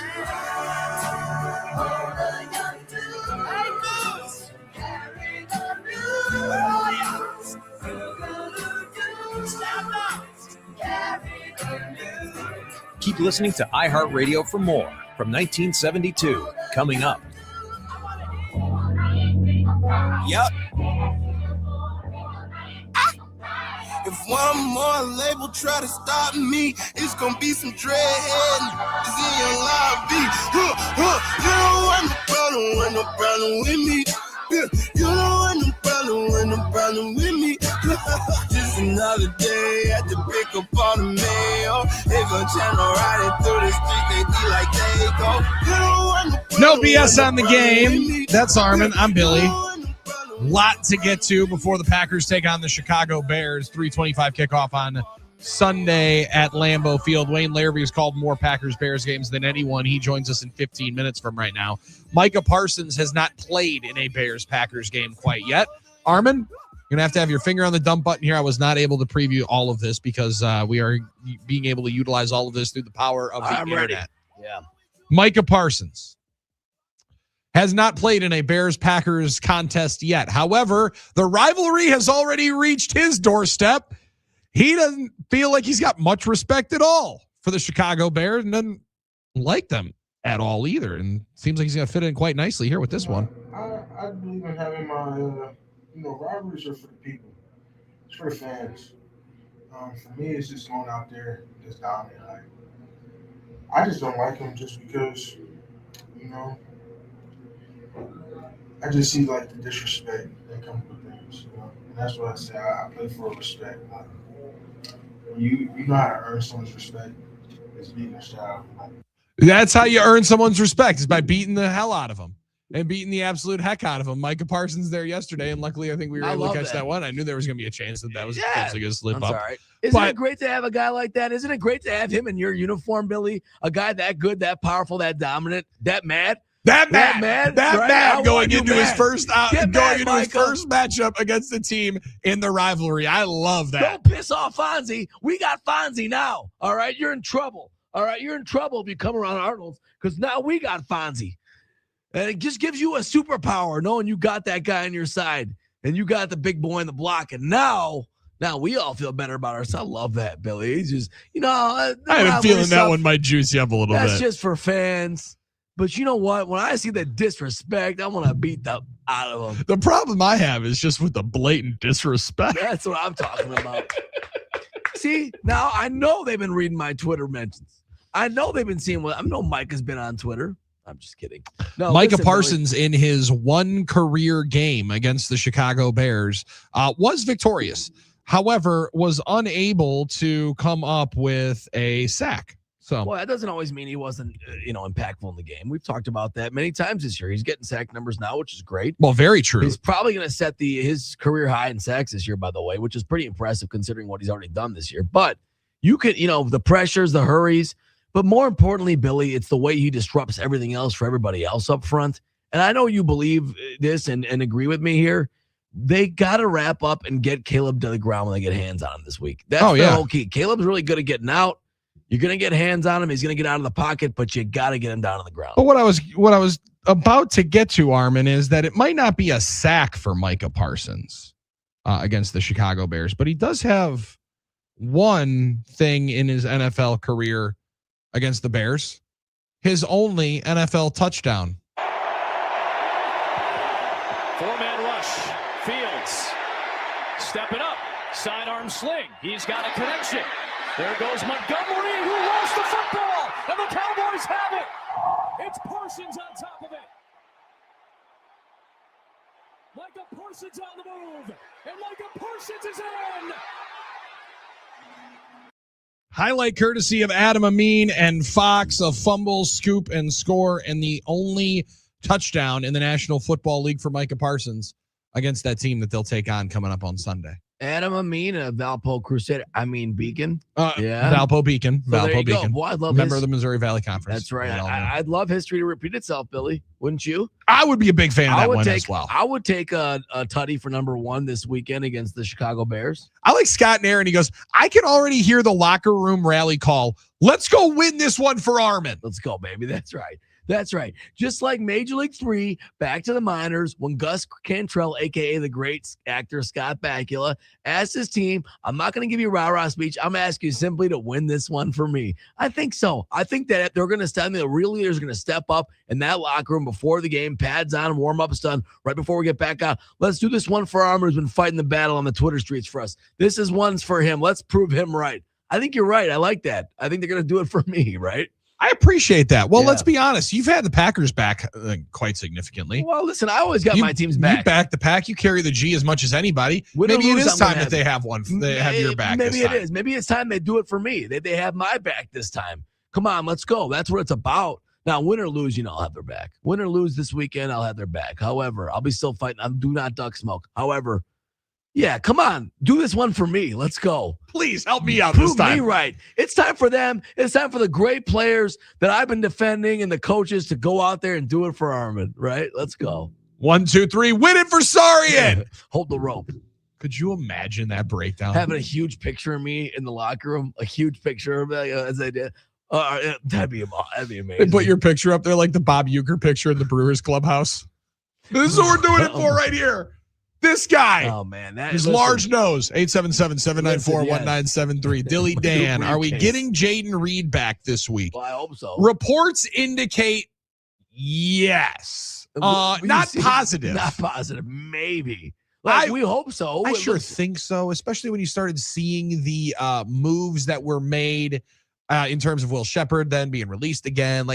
It feels as if that's the case. And Adam Stenovich was asked about it yesterday, Packers offensive coordinator. How much, and is there any of the offense that you have been unable to use?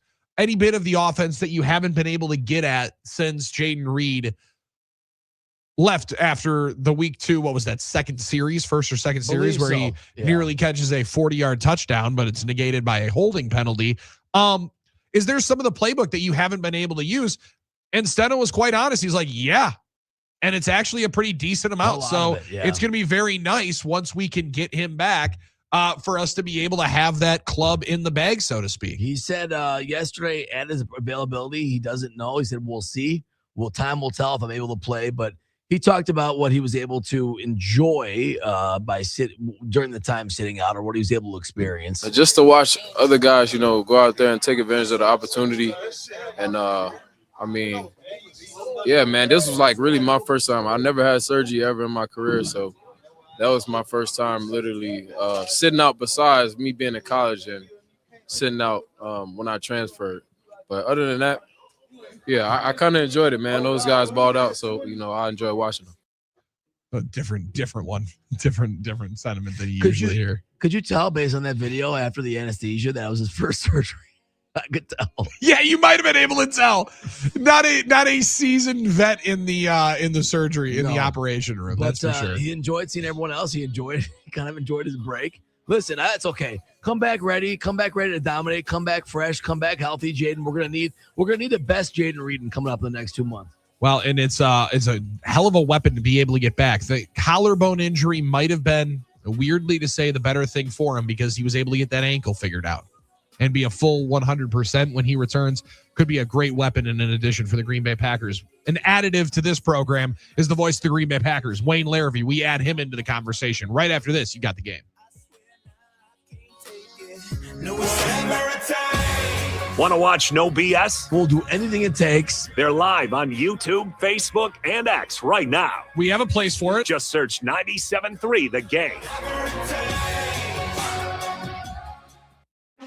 Packers, Bears for the top of the NFC North. Man, that's a big game. Big game for sure. Obviously, NFC North matchup, and obviously the Bears #1 in the NFC and top in the NFC North right now. So it'll be a great game, and obviously a game we got to go out there and handle business. It's a long time rivalry, and had good back and forth for a long time. But it was fun, just the atmosphere of playing against them. You could feel the energy when we play against them. Every time we play them, we know what they're going to bring competition-wise, and, they know the same from us. So it's always a fun game to play, fun environment to be in, and obviously the fans enjoy it, so it's fun. Billy and Armen are getting you ready for the matchup all morning on The Game. Coming up next, Wayne Larrivee, the voice of the Packers, will join the guys. There is your dagger. Stay tuned. Now, a year in rock spotlight, 1973.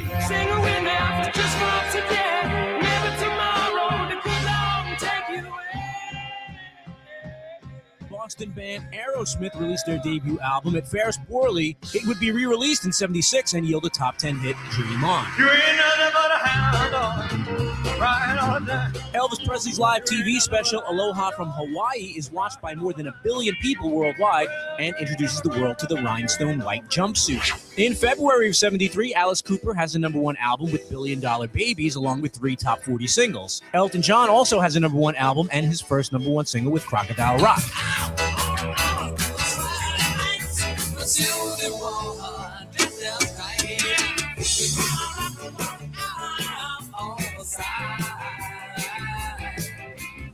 Paul McCartney and Wings have a #1 single with My Love, and the Stooges signed to Columbia Records and released their final album, Raw Power, produced by David Bowie. In March, Pink Floyd releases the now legendary Dark Side of the Moon. It goes to #1 and becomes one of the best-selling albums of all time.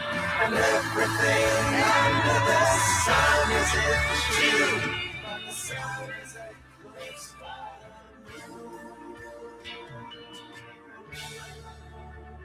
Keep listening to iHeartRadio for more from 1973. Coming up.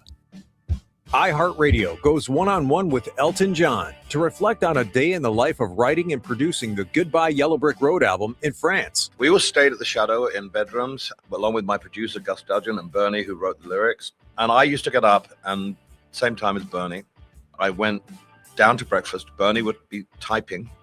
Bernie typing, not Bernie talking.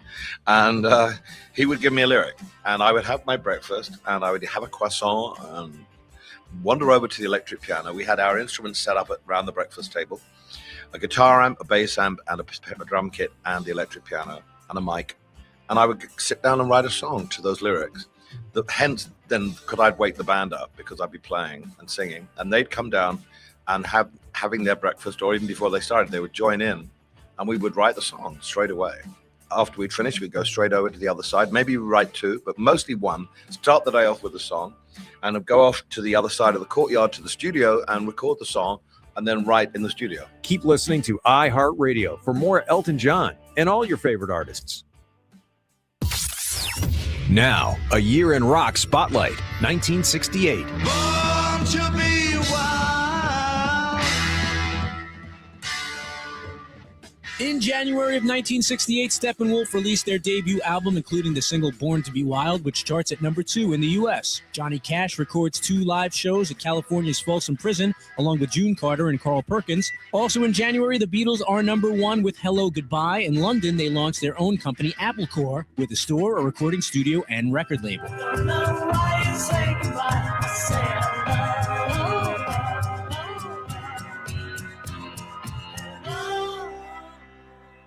February of 68, Pink Floyd lead singer Syd Barrett is checked into a psychiatric hospital and the band replaces him with David Gilmour. The Beatles, Donovan, Mia Farrow, and others travel to India to study transcendental meditation with Maharishi Mahesh Yogi. And Bill Graham opens the Fillmore East concert venue in an abandoned New York City theater. April of 1968, the musical Hair opens on Broadway for the first of 1,750 performances. It would spawn several top 40 hits, including Aquarius, Good Morning Starshine, and Hair. Simon and Garfunkel released their album Bookends, which goes to number 1 in the US and the UK. The single Mrs. Robinson would go to number 1 in June, thanks to the movie The Graduate. God bless you, please, Mrs. Robinson. Heaven holds a place for those who pray. Hey, hey, hey. Hey, hey, hey. Keep listening to iHeartRadio for more from 1968, coming up. This is The Game, home of No BS, DND, and Drew and KB every weekday. Live on the iHeartRadio app and YouTube, Facebook, and X. Just search 97.3 The Game. Let's go, go, go, go.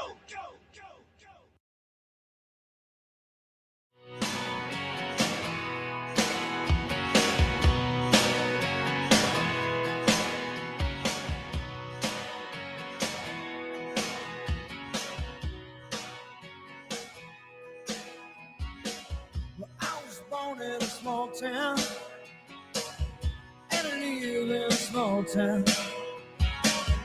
I died in a small town, oh, small communities. Billy and Sarian with you statewide on The Game. Thankful to be here with all of you on the NicolayLaw.com talking text line 877-794-1973.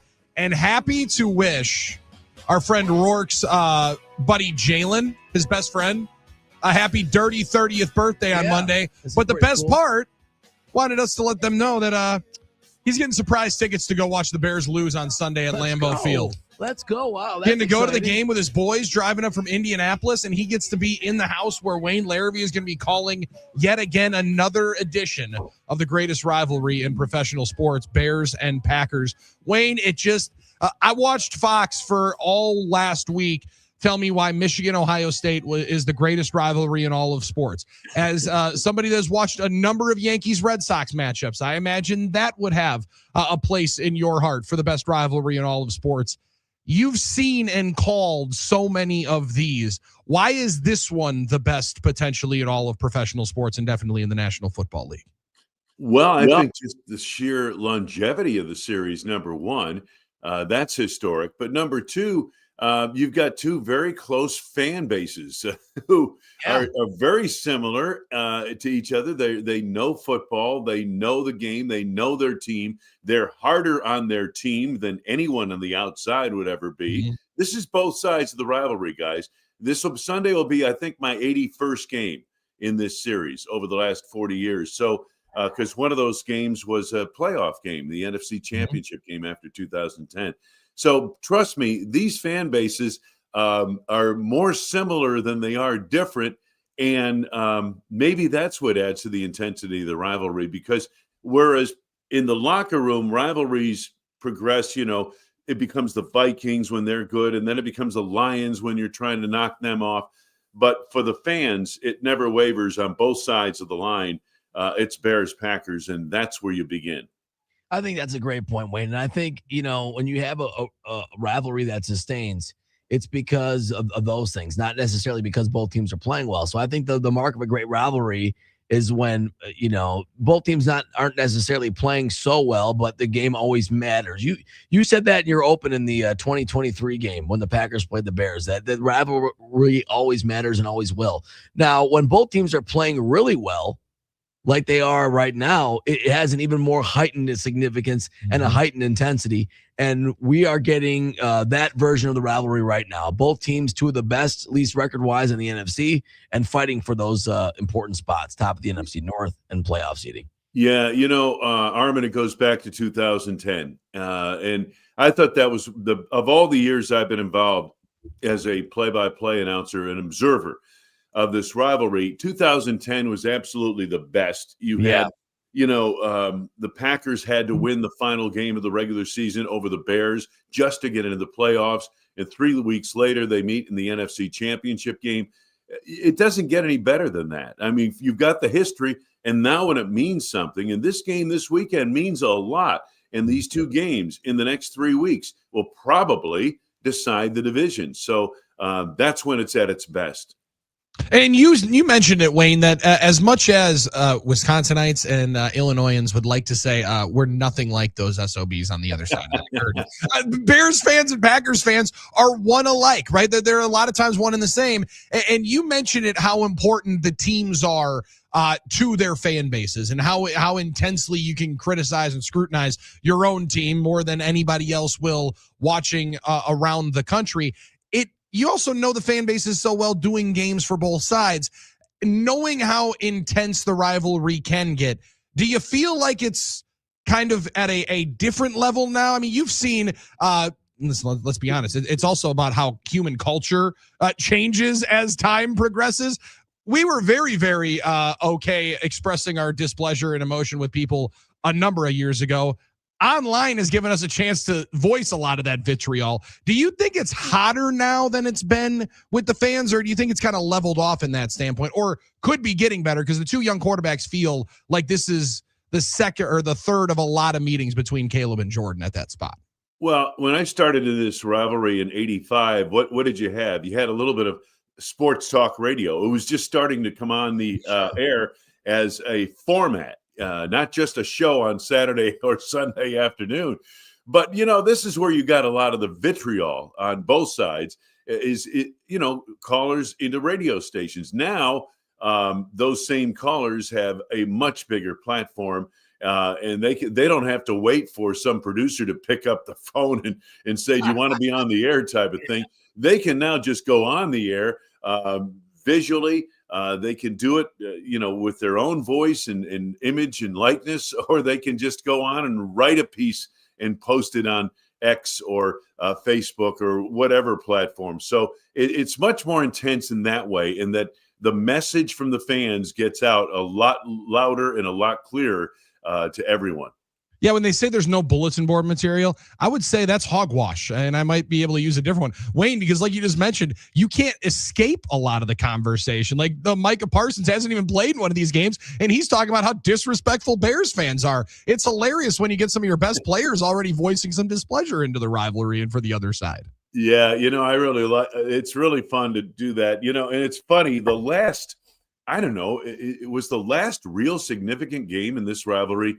That de facto NFC championship game, or I should say NFC North title game in Chicago following the 2013 season where, Aaron Rodgers, Randall Cobb, all these guys came back and went on an epic fourth quarter run down the middle of Soldier Field to the east end zone, or south end zone, I should say. And, Rodgers got a block from John Kuhn and found Randall Cobb wide open and blown coverage. And the Packers not only won the division, but they got a home playoff game, and the Bears went home with nothing. So that's the kind of thing that makes this rivalry. Those are the moments that make this rivalry. But I think in the years I covered it, certainly Ditka and the Bears had their run. Holmgren and the Packers had theirs. But I thought it was most competitive when you got to the mid-2000s and Lovie Smith had that Super Bowl team, and you had Brett Favre and then Aaron Rodgers going at those teams that had Brian Urlacher and all Jay Cutler and all those guys. Those are the days when the two teams, the Packers and Bears, were both good. And, it was fun to watch in those days. And who knows, Wayne, we might be ascending to that type of era again with these two quarterbacks, Jordan Love and the improvement Caleb Williams is making. However, a lot of, the talk will always be around quarterbacks, but it's the Bears rushing attack. That's such a effective rushing attack with the two backs they have. And the Packers are without Devontae Wyatt. How much of a tough situation will that be, trying to stop the run without Devontae Wyatt? Armin, I think this, aside from the very obvious is if the Packers don't turn the ball over, they should beat the Bears at Lambeau Field. If they don't. Now, the Bears lead the universe in takeaways, but understand they have 26 takeaways. In their three losses, they have one takeaway. So in their 9 wins, they've got 25 takeaways. Do the math. You give the ball up a couple of times to this crew, you're not going to win the football game, whether it's in Lambeau Field, Vatican City, or Soldier Field. It doesn't matter. This is basically it. But Armin, the point you make on the running game, and I've been looking at that very closely this week. Since the bye week, the Bears had the same bye week the Packers had week 5. Chicago leads the NFL by far in rushing, averaging over 176 rushing yards a game.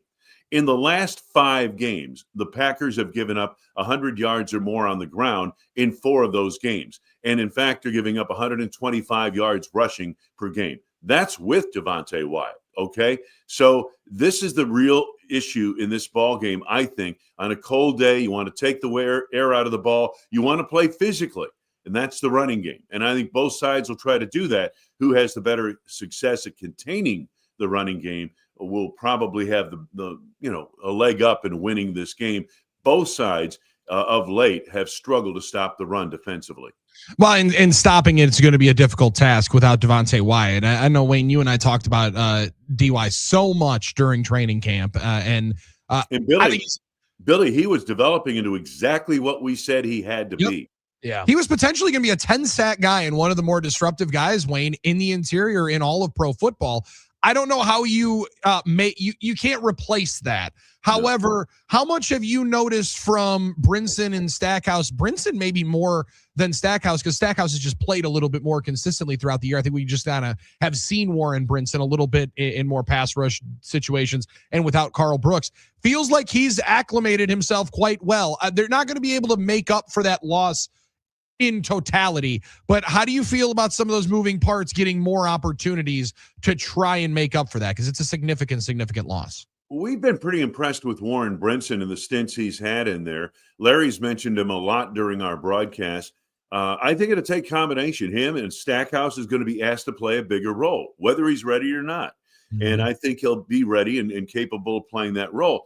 The other thing I would look at, I guess, and the thing I'll be wondering about, where do you play your linebackers? Are you going to be able to sit back on that second level, or will you have to cheat up the linebackers, or will you have to cheat up a safety into the box? Will you be able to play 2 safety high on early rundowns? I probably not. You're probably going to have to manufacture run blitzes and things like that to really contain this run. But I would imagine if I'm the Chicago Bears, I'm going right at that Green Bay defense, because that's where the hole is. If you go laterally against the Packers, and the Bears got a lot of their run yardage against Philadelphia going outside the tackles.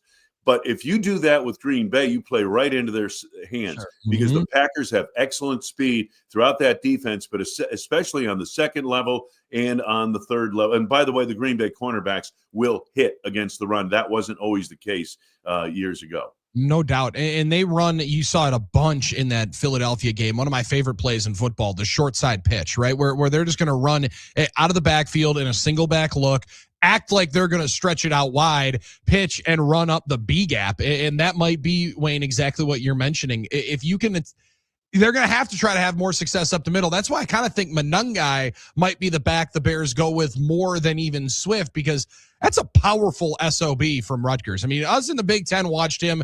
If Monangai got 120 yards, you were in a game with Rutgers for 2 years. If they didn't hand the ball off to him, you won 52-3.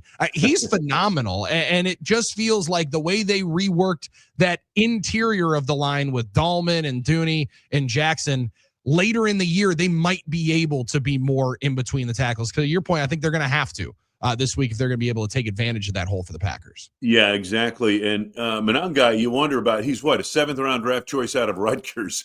And you're sitting here and saying, wait a minute, did all these teams miss this guy, including the Bears, about 6 times? What were we thinking? Because he's one of the more effective rookie running backs I've seen this season. And, in tandem with Swift, they're kind of like the Gibbs-Montgomery tandem in light beer form. You know what I mean? Yep. They're Kirkland Detroit brand, light. Sonic and Knuckles. Yes, they're that if you'd get it right there on the rack at Costco. And that group that you saw last night, though, Wayne, man, they're the Bush beer of no. Yes, as long as I hope they're the box of beer. They're a lot better. They're a lot better than that cheap Bush beer they're buying at the fraternity houses this weekend. Trust me, they're a lot better than that. We sent some light beer from Miller, great tasting, less filling, with the brother-in-law for the fraternity party at UW Madison this week, because we couldn't have any of those Bush lattes being served. I like that. But you know what? If the Packers win, you guys, you got to be going for the high life. The champagne of bottled beers. That's the celebration. The champagne of bottled beer in a can, the way it's going to be Even drank if a it lot comes in a can. Yes. On Wisconsin, boys. You better believe it. Wayne, vital thing for you, man, as you get ready for this game coming up on Sunday. I know you guys are going to have the first look, and that's my favorite part. No shade towards Dennis and Drew. It's my favorite part of the pregame show because you guys set the scene, get a first look at the field. How much do you think the weather potentially plays into this thing? Because it seems like it's going to be a perfect scene for a December game at Lambeau. Yeah, it's going to be cold. It's going to be in the teens and 20s most of the game, and probably a little cooler late in the game. But the wind is not supposed to be a huge factor. It's always going to be a factor. It's Lambeau Field. But I think it'll impact what you decide to do in the middle of the field. You know, that 50-some yard field goal is going to be hard to make, okay? I don't think you ask Cairo Santos or Brandon McManus to do a 58-yard field goal that you realistically think he can make that day. It'll impact the punting game, and I think it'll impact decisions when you're in that 40-yard line area plus territory, 40-yard line. It'll certainly impact, maybe you go for it more on fourth downs in those situations, because you're not going to have, I mean, you see how a golf ball flies when it's under 50 or under 60. It's even worse with the football when it's under 30. So that's going to have impact on the decision-making in this game, whether the coaches will admit it or not. Oh, I can't wait for it, Wayne. It's my favorite rivalry in all of sports. 81 of them. Now, I got to ask, did you get that number, or did our friend Doug Russell dig that one up for you? Because, Wayne, there's a lot of broadcasters that write down every single time they touch a microphone. I don't know that's your thing. How do we get to the 81 number? You know, I just this week went back and counted it I on my fingers and everything. So I didn't use, Doug gave me a 78, and he shortchanged me a little bit there. Doug, you got to add in the last game at least. So I had to correct him, but 81, I think it's like 38% of the games in that rivalry that I've had the honor to do. I've just been in the right place, right time, had the honor to do. And I'm with you guys. I mean, from a football standpoint, it's my favorite rivalry, where I first learned about it as a kid reading Jerry Kramer's Instant Replay, and how Lombardi and Hallis felt this rivalry was so important, and how Bears Week was a big deal for the Lombardi Packers every time these two teams got together, and it was extremely competitive. So important, so competitive, and also so important for the health of the league, I think, was a big thing. So yeah, no doubt.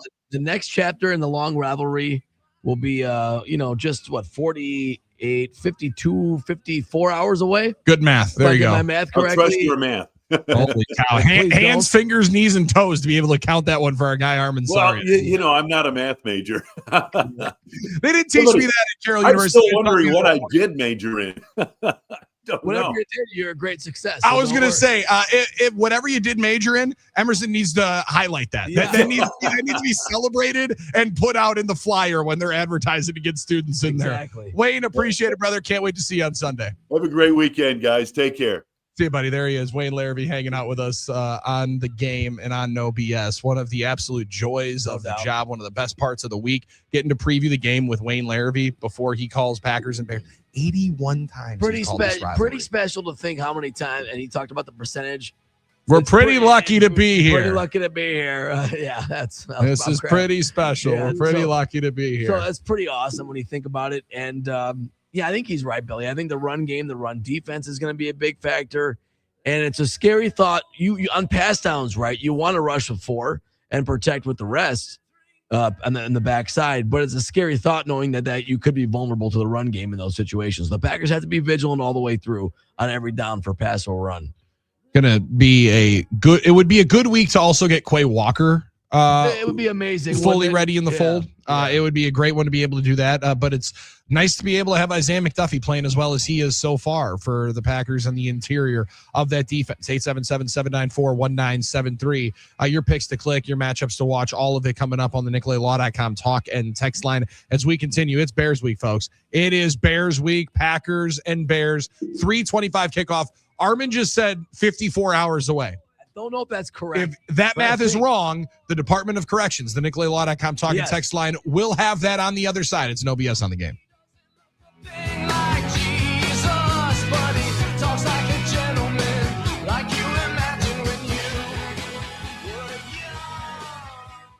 Miss an hour of No BS? Honestly, Billy, I don't think you'd miss it. You can find all of the shows in podcast form. Just search No BS on the iHeartRadio app.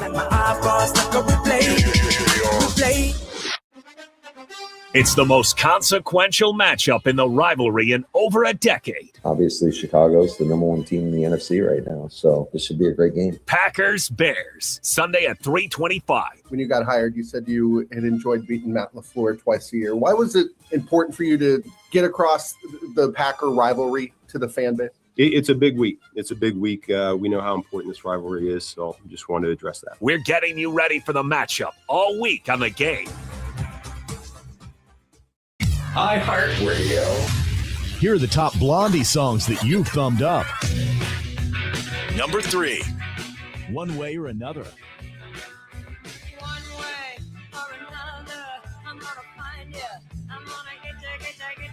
One day, maybe next week, I'm gonna meet ya. I'll meet ya. Number 2. Heart of Glass. In between, what I find is pleasing and I'm feeling fine. Love is so confusing, there's no peace of mind. If I fear I'm losing you, it's just no good. You're cheesing like this. Number 1. Call Me. Emotions come, I don't know why. Cover up love's alibi.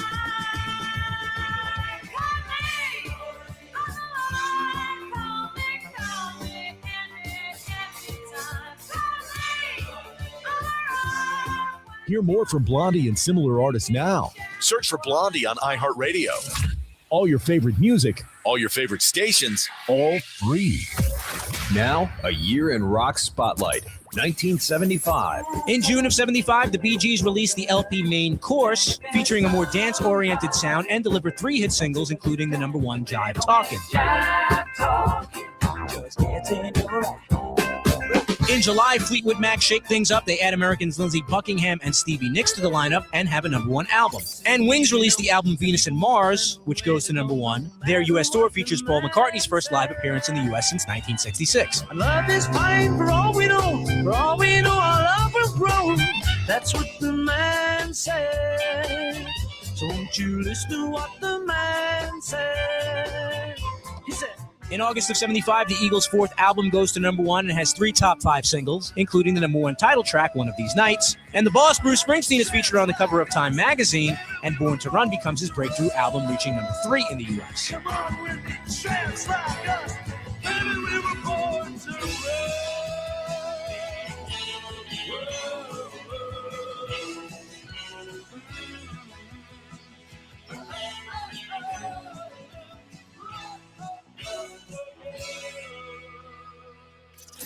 Keep listening to iHeartRadio for more from 1975. Coming up. Now, a year in rock spotlight. 1967. Try to set the night on fire. In January January of 1967, Los Angeles band The Doors released their debut album, which eventually goes to number 2, and features the single Light My Fire, which goes to number 1 in July. The Rolling Stones released Ruby Tuesday, an ode to a groupie written by Keith Richards. The song takes them to number 1 in the U.S. in March. And San Francisco band The Jefferson Airplane released the surrealistic Pillow album, scoring 2 top 10 hits with White Rabbit and Somebody to Love. Don't you want somebody to love? Don't you need somebody to love? Wouldn't you love somebody to love? You better find somebody to love. In March of 67, Buffalo Springfield re-releases their debut album to include the hit single For What It's Worth. In April of 67, Give Me Some Lovin' by the Spencer Davis Group goes to number 7 in the U.S., with vocals by 17-year-old Steve Winwood. And in May, Elvis Presley marries his 21-year-old girlfriend Priscilla in Las Vegas.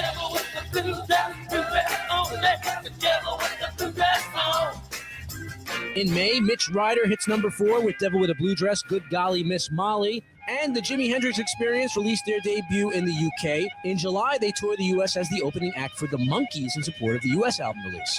Keep listening to iHeartRadio for more from 1967, coming up. iHeartRadio goes one-on-one with Rick Springfield to get some insight on his latest release, Rocket Science. It's a guitar-based record for sure, and I love big hooks, and it's not a country record at all. It's a rock and roll record. But it does have some, country elements. Keep listening to iHeartRadio for more from Rick Springfield and all your favorite artists. Yo, man. Yo.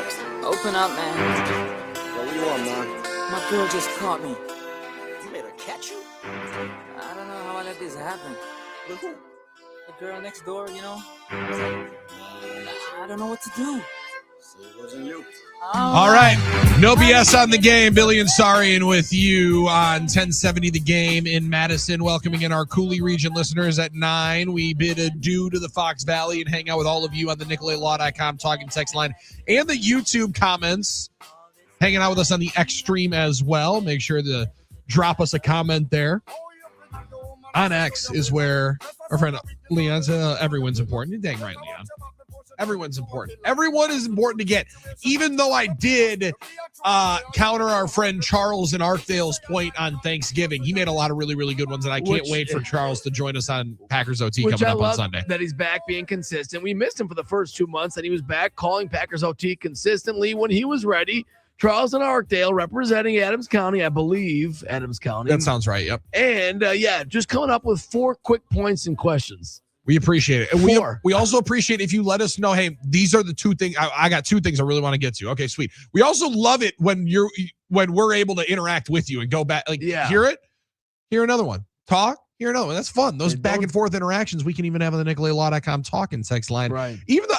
I love what Wayne said during our last break. People ask, where are the calls? Well, go check YouTube.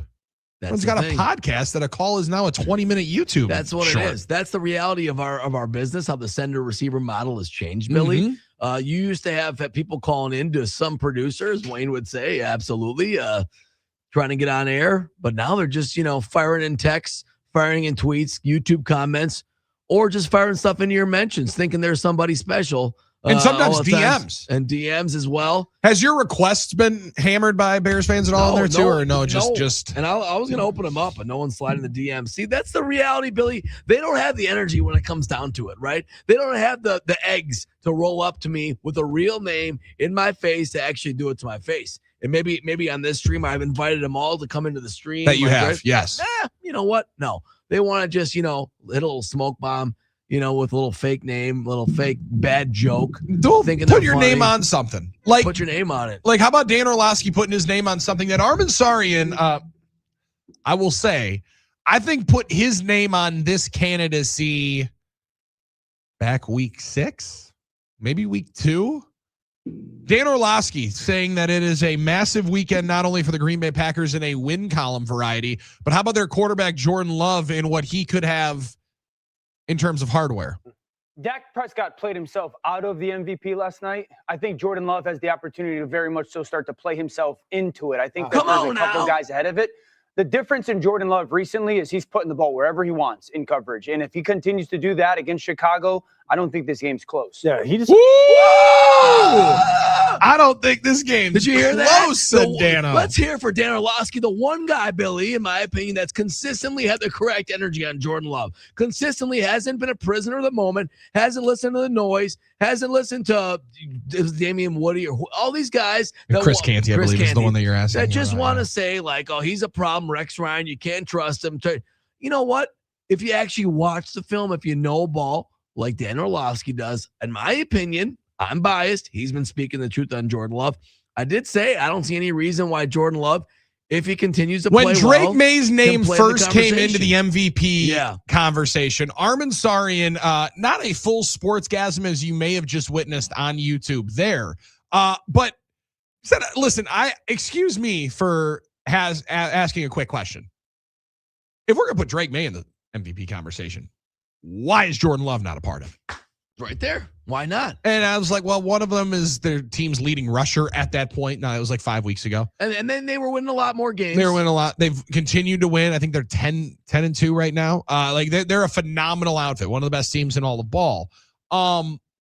He is the leader at the Potawatomi Sportsbook at a rather modest minus 125. Which is surprising because I still think it's going to be Stafford.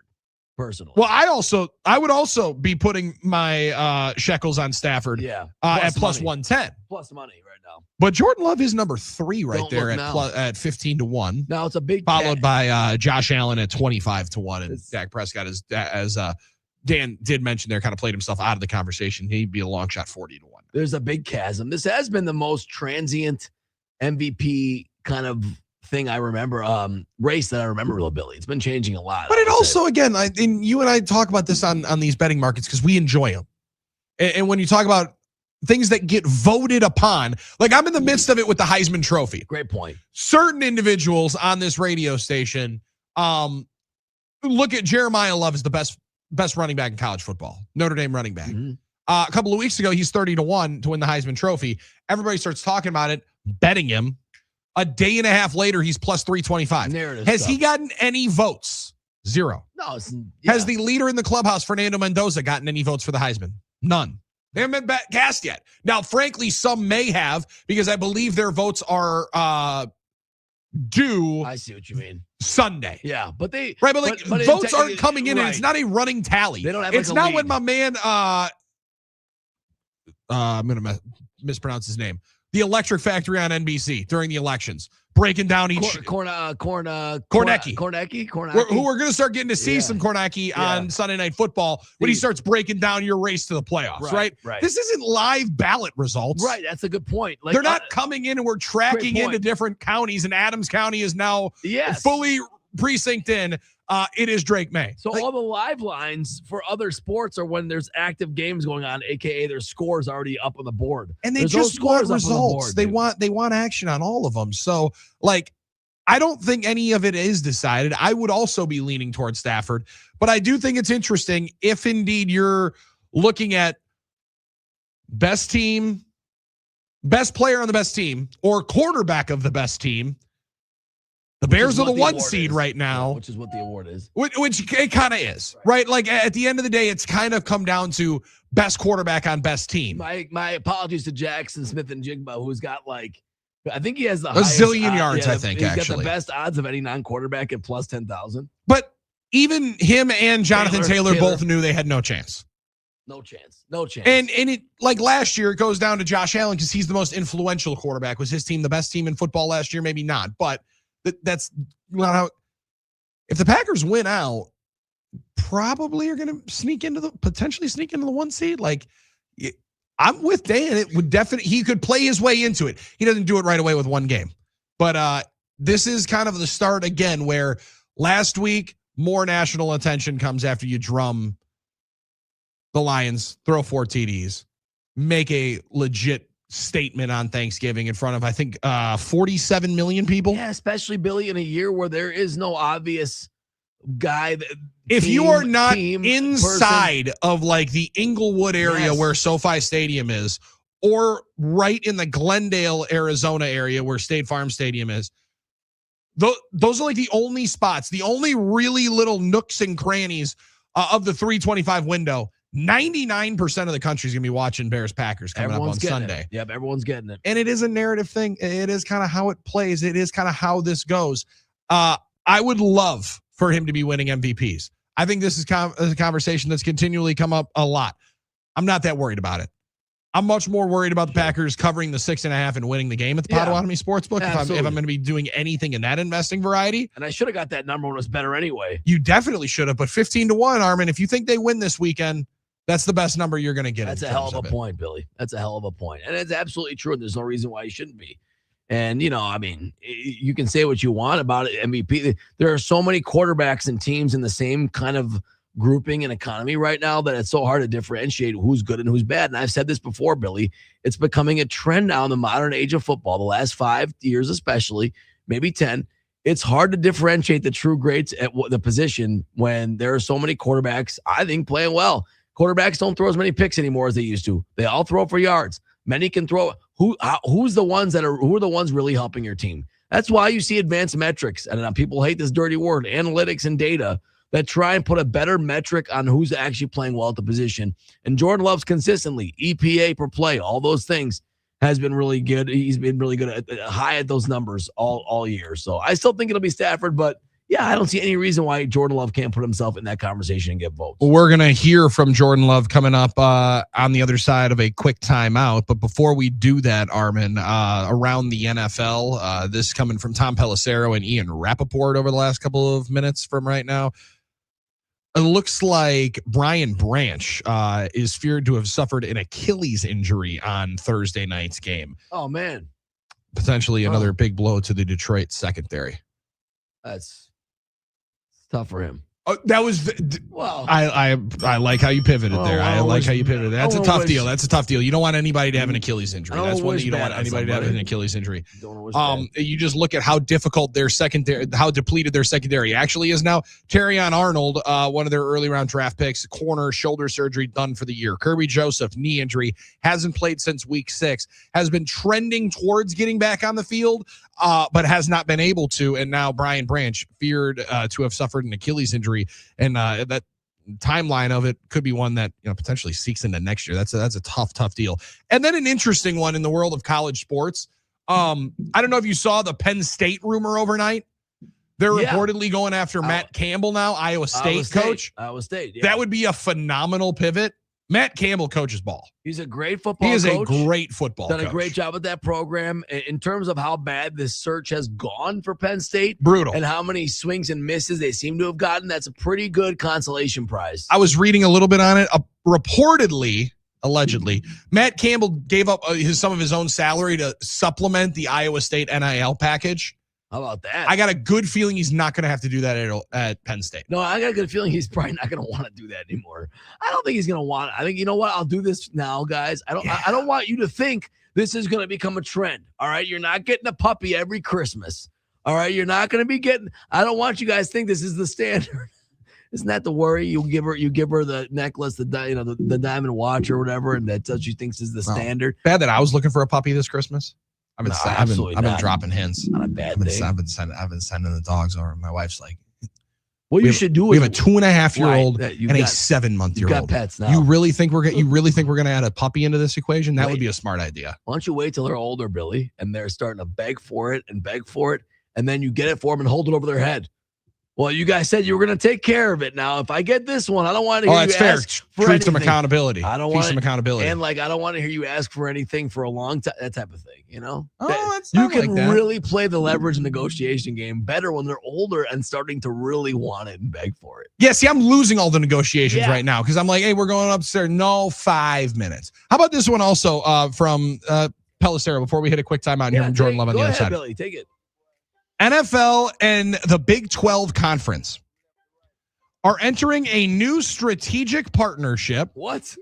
Working side by side on officiating development, global football initiatives, emerging technology, analytics, and flag football expansion with a goal of growing the game for generations to come. So we're going to be flag football eventually. The focus on officiating is notable. Big 12 officials will gain access to NFL clinics, weekly teaching tapes, and advanced accountability tools. Joint training evaluation programs will expand into both, and both organizations will collaborate to identify officials with pro potential. I think it's interesting. This is the most powerful organization in the sports world, maybe the world. I don't know. NFL. Why the Big 12? Like, were they the only ones that got the option? Were the only ones willing to do it? I would venture to guess they're the ones that were willing to do it. Like nobody else wanted to. Like, I if you're a conference in college in the NCAA, right? Aren't you saying yes to any sort of collaboration with the NFL? You would think. I would think. You would think. I'm gonna say yes. I'm gonna go out on a limb and say that this has Texas Tech and Cody Campbell written all over it. Okay. That money man behind Texas A&M, he was on the McAfee show yesterday. That is an impressive Texan. So you're always thinking next level on this business. Offensive lineman at Texas Tech, played in the NFL. Huge farmer. I like that. Oil driller, blue collector, rancher. Ranch. He had a Texas shirt on yesterday, Armen. Yeah, okay. WTX. Over the W, big old Longhorn. We provide the best dairy cows and beef cows. Quality cattle around the country. And now we're going to the most of the vastest of it. Quality officials. Big old oil rig right over the T. Big old oil rig. And right over the X, you're like, what on earth is that? He goes, also the number one cotton distributor in the country. That's hilarious. So anything you're wearing, eating, or driving with, it's coming from West Texas. It's all running through Texas, and now so is college football, apparently. And I'm like, oh my God, he wrapped it up with a dunk on the rest of the NCAA landscape. I'm a big fan of that dude after that. And then wearing it like a letter jacket. Like, does he wear that shirt every day? Like all the patches and all. You could tell me he wakes up and wakes up in that thing every day. Yes, funny. No doubt about it. But he's talking about all the longevity and being able to be solvent in college sports throughout, and not have coaches like Matt Campbell apparently giving $1 million of his own money into the NIL collective. How are you able to line some of that up and then bank on the NFL to start actually getting some of the assistance for being the best minor league sport that is not subsidized at all by the big guy? That's some next level thinking right there. No doubt I'm interested about it. in that. And if you're talking about officiating getting better in the National Football League, sign me up. Because I watched that game last night. I don't know what we're talking about with the Jake Ferguson pass interference. That was a tough one. But hey, it's going to happen. And couldn't happen to a better team than the Dallas Cowboys. 877-794-1973. Jordan Love, your quarterback, who Dan Orlovsky's saying might play himself into the MVP conversation, is coming up next. It's no BS on the game. Superman, now I mean you. Crank that soul, now I mean you. Crank that soul, now I mean you. Crank that soul, now I mean you. Crank that soul. 97.3 The Game. This is what's trending in Milwaukee now. It's the game of the week in the NFL. The Packers and Bears on Sunday. First place is on the line, and with as bunched up as the NFC is right now, it's not much of a stretch to say that this game could be a make or break for one or both teams, even as it concerns a mere playoff berth. Kickoff Sunday is at 3:25. Packers game day with me starts at 11 a.m. live from Lambeau. Week 14 in the NFL began last night in Detroit. The Lions clobbered the Cowboys 44-30. Close at home at the Fieldhouse, the Volleyball Badgers sweep Eastern Illinois in the first round of the NCAA tournament. Wisconsin advances to the second round tonight against North Carolina. They beat UTEP at the Fieldhouse in 4 sets. On the ice, the top-ranked Badgers women are at number 2 Ohio State tonight and tomorrow. The second-ranked men are at Notre Dame. And on the hardwood tonight, the Bucks host the 76ers. Giannis could miss up to a month with a calf strain. I'm Doug Russell on the Game Radio Network.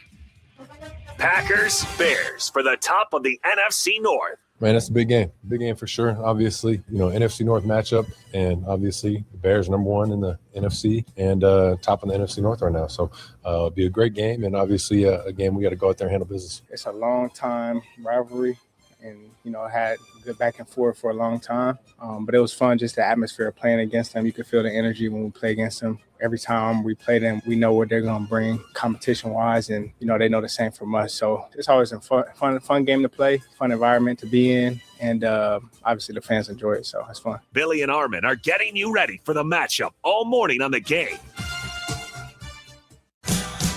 Now, a year in rock spotlight, 1978. In June of 78, Darkness on the Edge of Town is released, Bruce Springsteen's follow-up to his breakthrough album Born to Run. The album charts at number 5. In the darkness on the edge of town. In the darkness on the edge of town. Boston-based band The Cars released their debut album. It goes to number 18. It features the singles Just What I Needed and My Best Friend's Girl. She's my best friend's girl. But she used to be mine. In July of 78, the Rolling Stones released Some Girls in the U.S. The album and the single Miss You both hit number 1.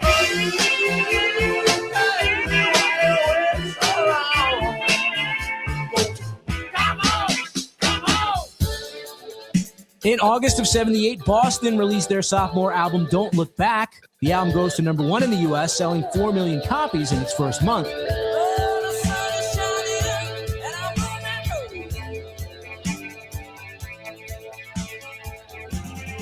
Keep listening to iHeartRadio for more from 1978.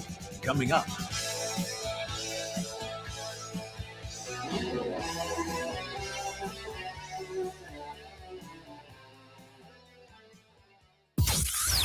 Now, a year in rock spotlight from 1977.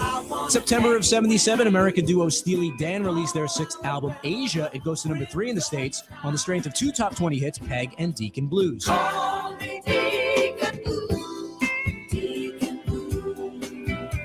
In October, the major label debut album by Meatloaf is released. Hits number 14 in the U.S. and goes on to be one of the best-selling albums of all time. I gotta know right now. Before we go any further, do you love me? Will you love me forever? Leonard Skinner released the album Street Survivor. 3 days later, singer Ronnie Van Zant and 2 other band members are killed in a plane crash. The album goes to number 5 in the States, and the single What's Your Name hits number 13. What's your name, little girl? What's your name?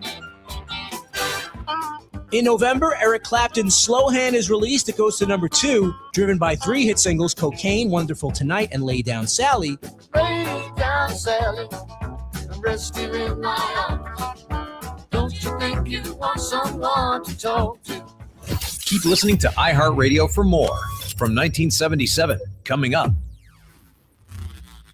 iHeartRadio goes one-on-one with Neil Sean of Journey to ask why he believes their fan base still exists. You know, I think that we keep bringing it. We put on a good show, and you know, I give 150% every night. You know, that's all I know, and I think the rest of the guys do too. And you know, we have some great songs that we're lucky enough and have been blessed enough to have them be etched in stone, so to speak, and have not gone anywhere. You know, I mean, there's been a lot of other bands from my era where their songs have not stuck like ours have with people's lives, and we're very fortunate. You know, it's mixed, it's young, medium-aged, and older people, and I look out and I see about 4 generations of people. Keep listening to iHeartRadio for more Neil Sean and all your favorite artists.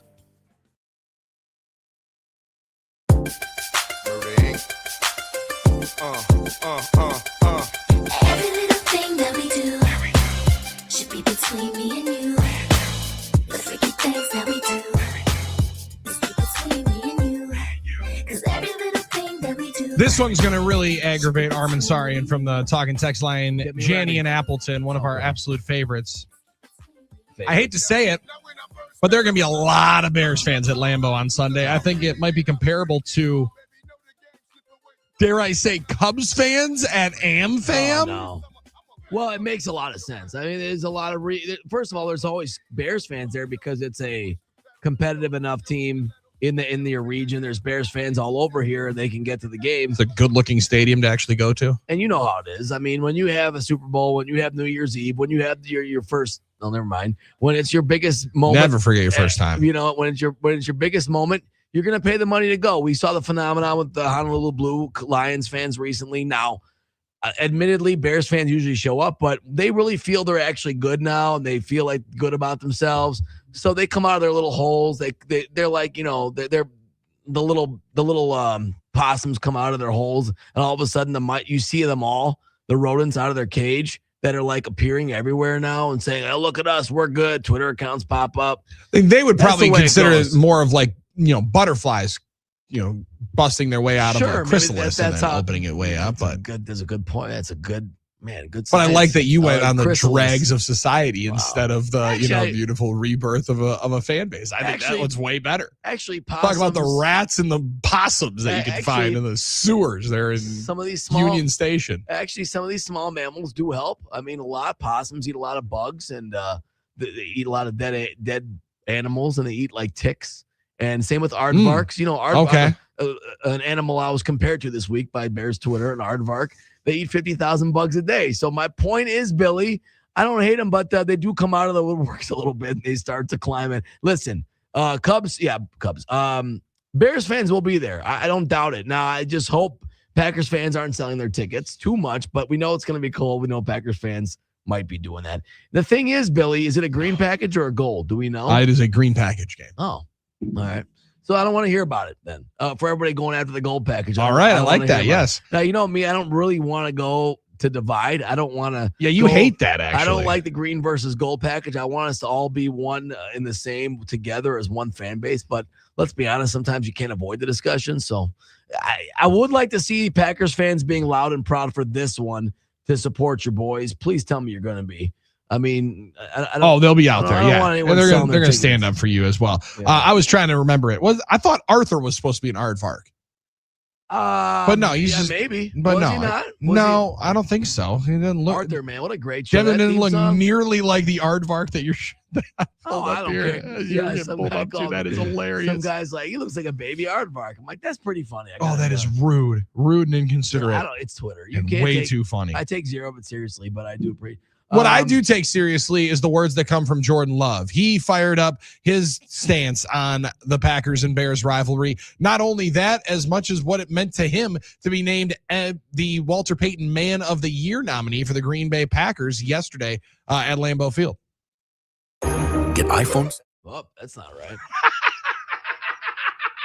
It was close enough. 877-794-1973. You'll hear from Jordan Love coming up in a and few. Obviously, Oh, Bears all right, number there we one go. in the NFC and top in the NFC North right now. So it'll be a great game, and obviously a game we got to go out there and handle business.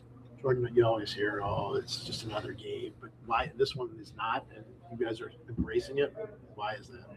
I think for obvious reasons. Like I said, they're number one in the NFC. So obviously we haven't played them yet. The only team in the NFC North we haven't seen. So, and two games in 3 weeks. So it'll be a great matchup. They're a good team. And like we've always said, it's that 1-0 mentality. Just handle business this week. You guys have done a really good job of taking care of the ball, but you're facing a team that does a really good job of taking it away.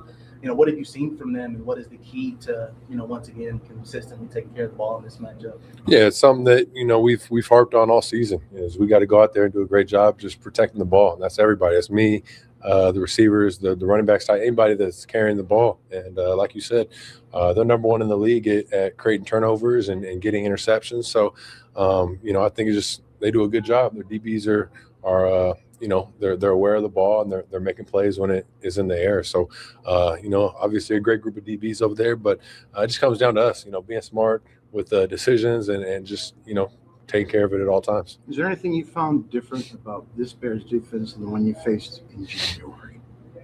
Last season, you're saying?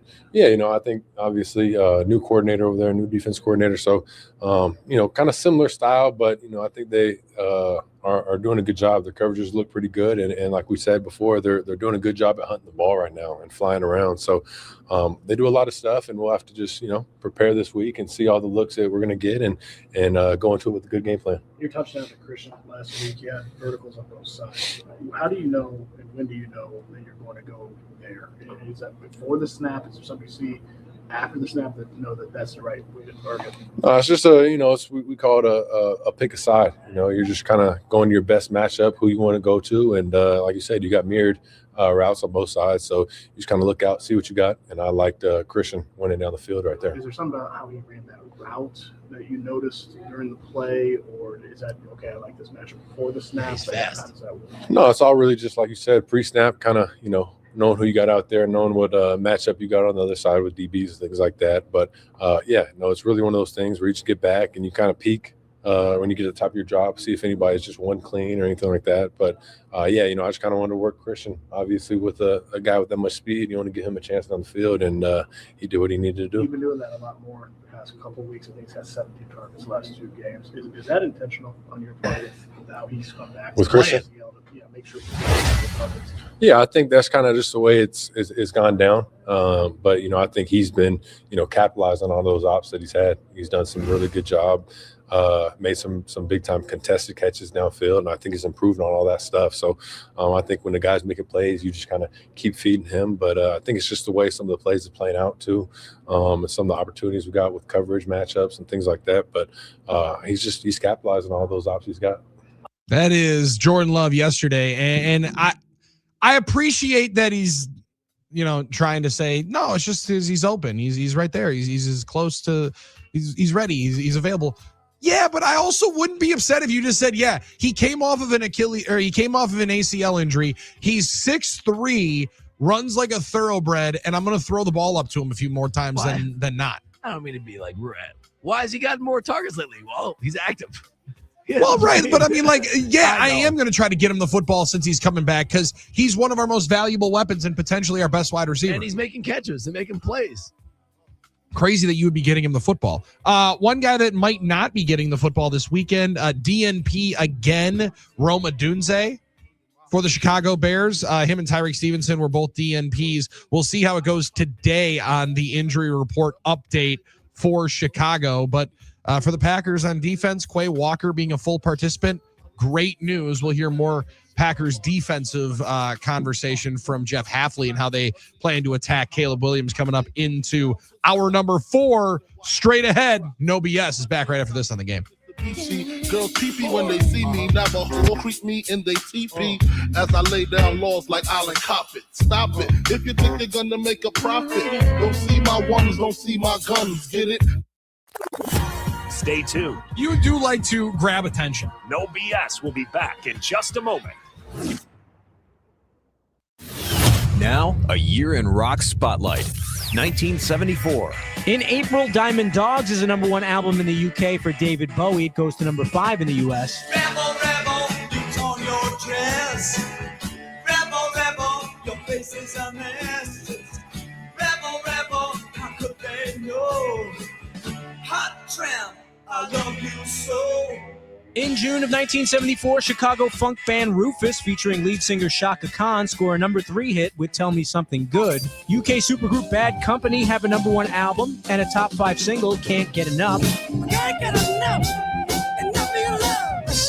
I can't get enough, enough of your love. I can't get enough of your love. Yeah, this one, this one.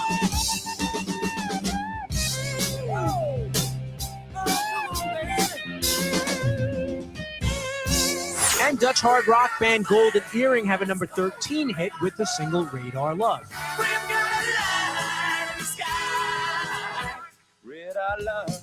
Keep listening to iHeartRadio for more from 1974. Coming up. iHeartRadio. Here are the top John Mellencamp songs that you've thumbed up. Number 3. Hurt So Good. Hurt so good.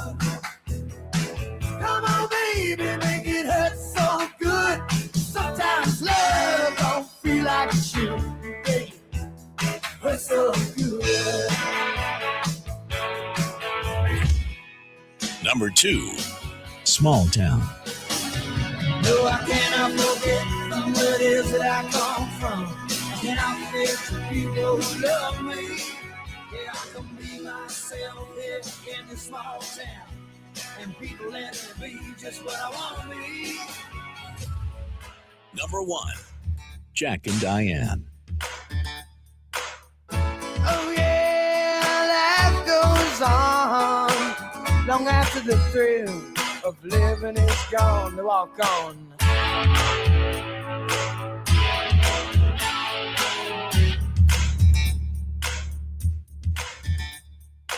Hear more from John Mellencamp and similar artists now. Search for John Mellencamp on iHeartRadio. All your favorite music, All your favorite stations. all free.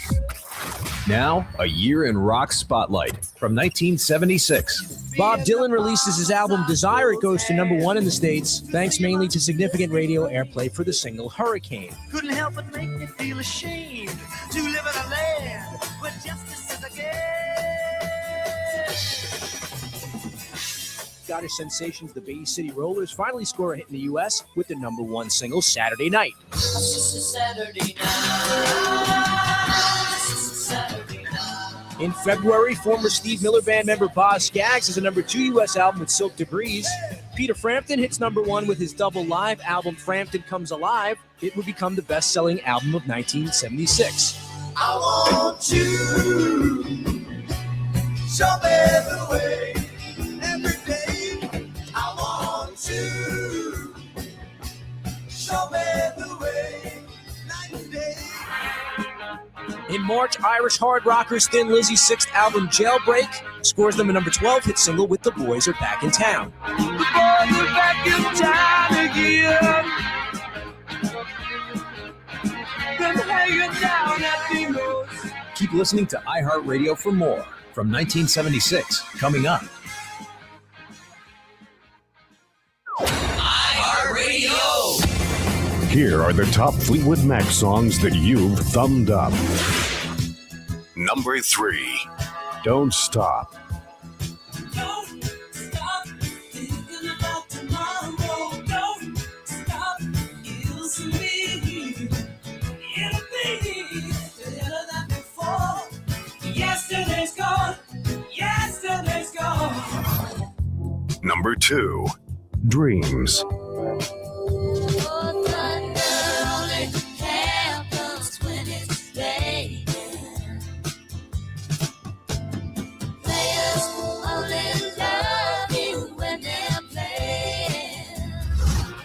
Number 1. Go Your Own Way. You can go your own way. Go your own way.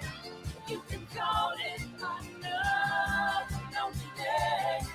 Hear more from Fleetwood Mac and similar artists now. Search for Fleetwood Mac on iHeartRadio. All your favorite music, all your favorite stations, all free. What you waiting for? Let's go. Make sure to make us a preset on the iHeartRadio app so you can listen to us anytime, anywhere. Wisconsin's home for sports and stuff. We are the game.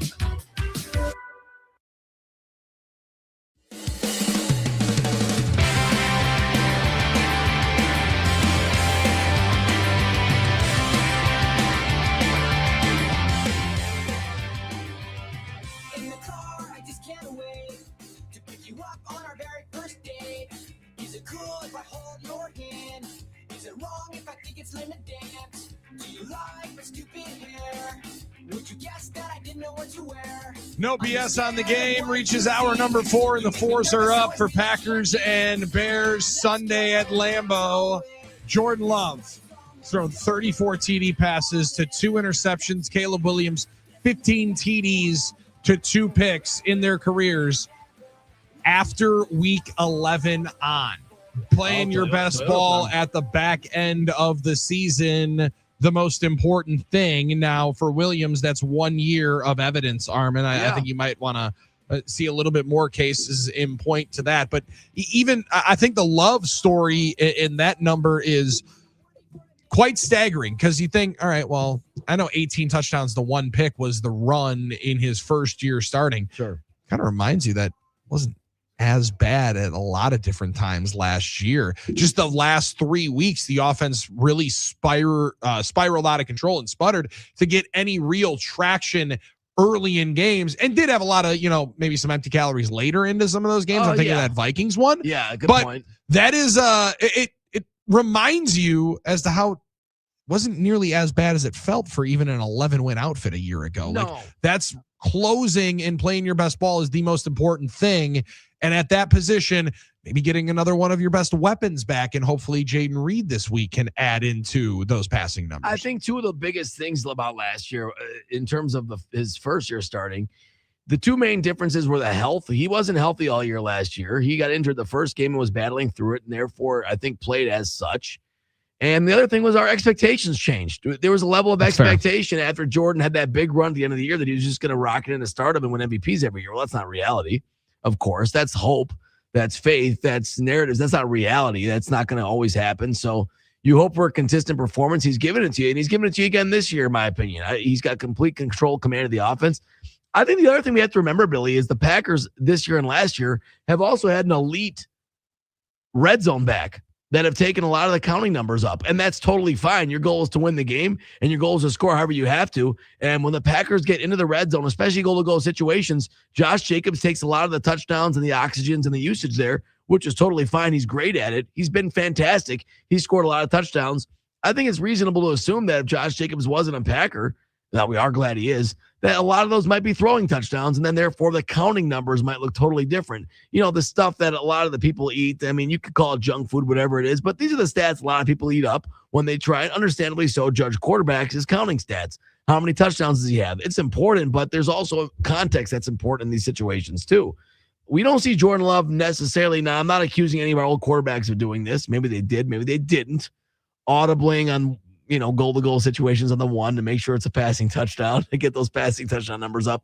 The Packers go a lot to Josh Jacobs in the red zone. So I think if it wasn't for his success in that part of the field and benefit to the Packers, of course, we might see Jordan Love's touchdown numbers even higher. And that's been a good example of how impressive he's been, you know, between the 20s sure in his career and even in the Case IH red zone. In the Case IH red zone, which is going to be a very, very important place to be good for the Packers coming up this week, being able to cash in on touchdowns against this Bears defense, which again, 25th in points given up, 27th in football when talking about their yards per game. So you can definitely move and feast on this defense, but you also got to be able to cash in, because I do believe with their ground game, they're going to be able to make plays in the red zone. Like they are such a good physical brand of football right now in between their two backs with Monangai and Swift. Thought Wayne did bring up a good point though, as to, and you're going back and seeing some of it. You don't necessarily think about it as much because they're in a lot of different, you know, 3 tight end sets, 2 tight end sets, but they are stretching and running a lot more outside zone in that game against Philadelphia. Yeah. And sure, they did have some success running against Carter and Davis. They kind of ran away from those guys as much as possible. I wonder if they're trying to run at Adam Micah Parsons this week with Darnell Wright across from him. He's one of the better right tackles in football, especially in the ground. But to Wayne's point, you run laterally like Gibbs was trying to do a week ago. That's kind of playing into how the Packers are built right now to go sideline to sideline. You, if anything, you might be able to go right at them and have a little bit more success. Yeah, the Packers' ability to go sideline to sideline and reach lateral running backs in that way has been one of their strengths.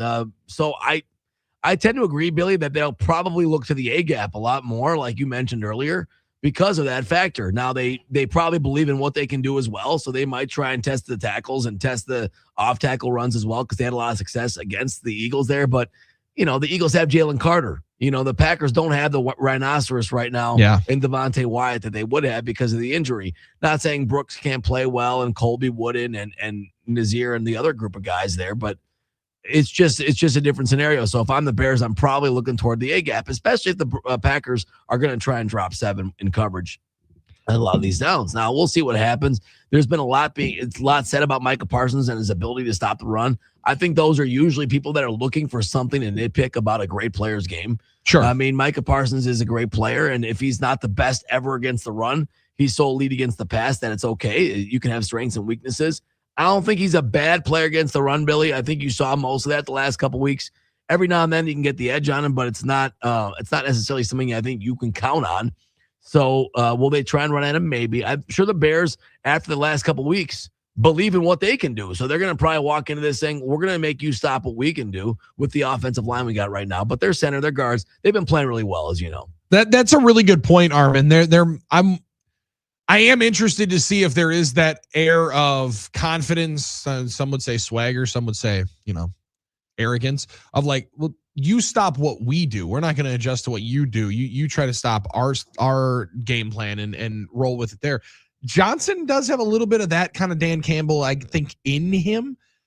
I'm also wondering if you start seeing a little bit of more of the Ben Johnson from Detroit, or if all of the trick plays and the want to design some of that stuff was more of Dan Campbell. Because I don't necessarily know that you've seen as much of the trickeration from Johnson and the Bears like you did with the Lions last year. You haven't. I wonder if that's part of Ben Johnson's kind of nervousness to put that type of gadget stuff on Caleb right now.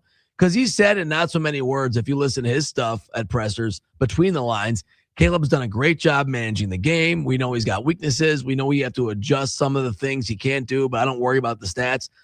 He's admitted in one way or another that Caleb is not a finished product. Now, that might be interpretation, but the reality is he basically called he called him a game manager. He's done a great job. Okay, maybe he didn't call him a game manager, but he said done a great job managing the game. And he says, I know about all the stats, and we don't worry about that stuff.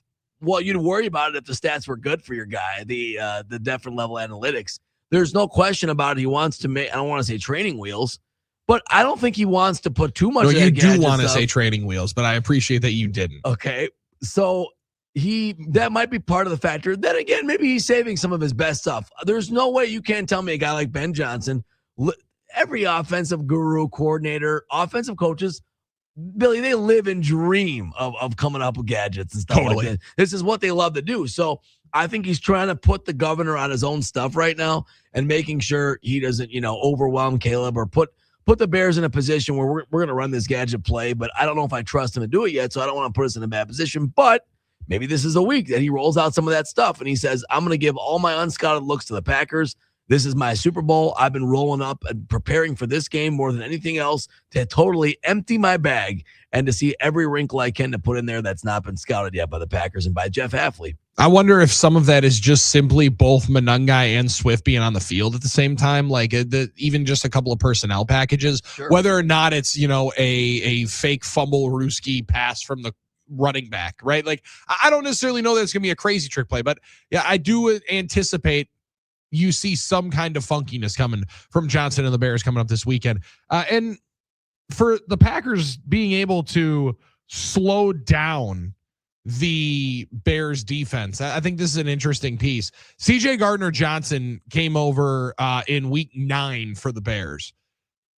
Since then, he's generated what the NFL considers quick pressures, which is under 2.5 seconds. Mm-hmm. He's generated 5 across 26 pass rushes, tied for the most from Bears defenders since that time. He has been a really good addition for them on their defense, playing in the slot and playing in the nickel. And CJ Gardner-Johnson, one thing you know from that name, he is going to talk elite smack. Just keep 35 in your sights throughout the weekend in the Bears uniform, because if he's around the football, there will be interaction after the play. And in a good rivalry game, chippiness, and a game with this kind of importance, CJ Gardner-Johnson's good TV to have on that field as well. 877-794-1973. How does Matt LaFleur and this Packers offense plan on being able to stymie and attack that defense? Well, we talked with our friend Larry McCarron and answered some of those questions here during Drive Time with Matt LaFleur, as you find it on most of the Packers radio network stations. We find it right here on No BS with you on the NicolaLaw.com talk and text line, Armen Sarian, and myself, Billy Schmid, whenever this ends up playing. And I thought it was totally going to work, Armen. We had it set up perfectly. Sometimes that happens. You got to adjust. Sometimes the script doesn't go according to plan, Billy, and you make your adjustments. And there's nothing wrong with that. Larry McCarron with Packers head coach Matt LaFleur not working. Almost. Oh, we were so close. That was supposed to work right there. I apologize. Flip this, reverse the script, and we'll get it. We'll get it to you. If it's not next segment, we'll make sure to get it to you at some point. Or is it now? It could be. This is the Welcome moment. To Drive Time with right Coach now. Matt LaFleur. I'm Larry McCarron. And Matt, this week you have the Bears coming to town, winners of 5 straight, 9 of their last 10. The thing that jumps out immediately is their plus 17 turnover ratio, and it's fueled by 26 takeaways. Are they living a blessed football life, or can you see that number in their play style? Yeah, they definitely do things the right way. I think they got a really sound scheme. They got players really on their second and third level that know how to have really good ball skills and that can attack the football, but also how they attack ball carriers. You can see they're always trying to punch or rake the ball out, and they've gotten a lot of them. On the flip side of that, you guys have turned it over a league fewest 7 times all season. And I suppose that stat starts with Jordan Love, who's handling the ball every play. Yeah, he does a great job. He's really that's a quarterback's number one job, and the number one responsibility is take care of the football. And I think he takes that to heart, and he does a great job of putting the ball where it needs to be and keeping it out of harm's way. Matt, would you say the Lions game was Jordan's best as a Packer? Every time I think he's reached a peak, he does something more, takes it to another level. Was that his best game, maybe? It was a pretty special game. I thought just, in those critical moments when you need your best players to play their best, he certainly delivered, and he did it a few times under duress. Obviously, the most notable one was on the 4th down, just with pressure in his face to be able to deliver a ball that Wicks could go up and get. I thought was pretty spectacular. The Bears are coming off a game where they had 2 100-yard rushers and 281 rushing yards. What's important for you guys in keeping a lid on that, especially without Devontae Wyatt? Yeah, losing Heavy D is definitely a tremendous loss, and the onus falls on everybody else to kind of raise their level of their game. But ultimately, it's going to come down to the collective unit, playing as one, making sure we're setting edges, playing physical, playing discipline. I think this is a good offensive scheme that gives you a lot of eye candy, a lot of different motions or shifts or whatever. But ultimately, everybody's got to be in their right gap and play good team run defense. Caleb Williams is completing just 58% of his passes, and some people question his accuracy. What are you seeing from the second-year quarterback? Yeah, I mean, I think there's some times where certainly I'm like most quarterbacks, you'd want some throws back, but I also see what he's capable of doing in regards to how elusive he is in the pocket. He's a tough guy to bring down. He doesn't take a lot of sacks, and I think that's a huge improvement from a year ago. So he's a dual threat type guy that can beat you with his arm or his legs, and we have to do a really good job of keeping him corralled in the pocket. Your favorite part, fun with numbers. During your tenure, the Packers are 26-7 in week 13 and later. That's tied for the best record in the NFL over that span. What's the secret? Well, it has nothing to do with myself. I think it's all our players, just their ability to come to work every day and with the focus being on improvement. And I think that's all you can ask from anybody. And, the results are the results. But I think our guys approach the game the right way. Now, there will be a lot of talk leading up to the game about the NFL's most storied rivalry, the 211th meeting between the Packers and Bears. But does any of that stuff really matter? The guys don't care about that stuff, do they? I wouldn't say they don't care. I think they certainly recognize it and appreciate the rivalry. But I think that ultimately they're going to feel that on Sunday. I think there's going to be a buzz around this game. It's going to have playoff type implications. Certainly, it's for the number 1 seed in the NFC North. So there's a lot at stake. And I think it's for us, it's just, it is the next game, but it is ultimately a big game because it's a rival and it's the NFC North at stake. Thank you, Matt. Best of luck against the Bears. And that's Drive Time with Coach Matt LaFleur.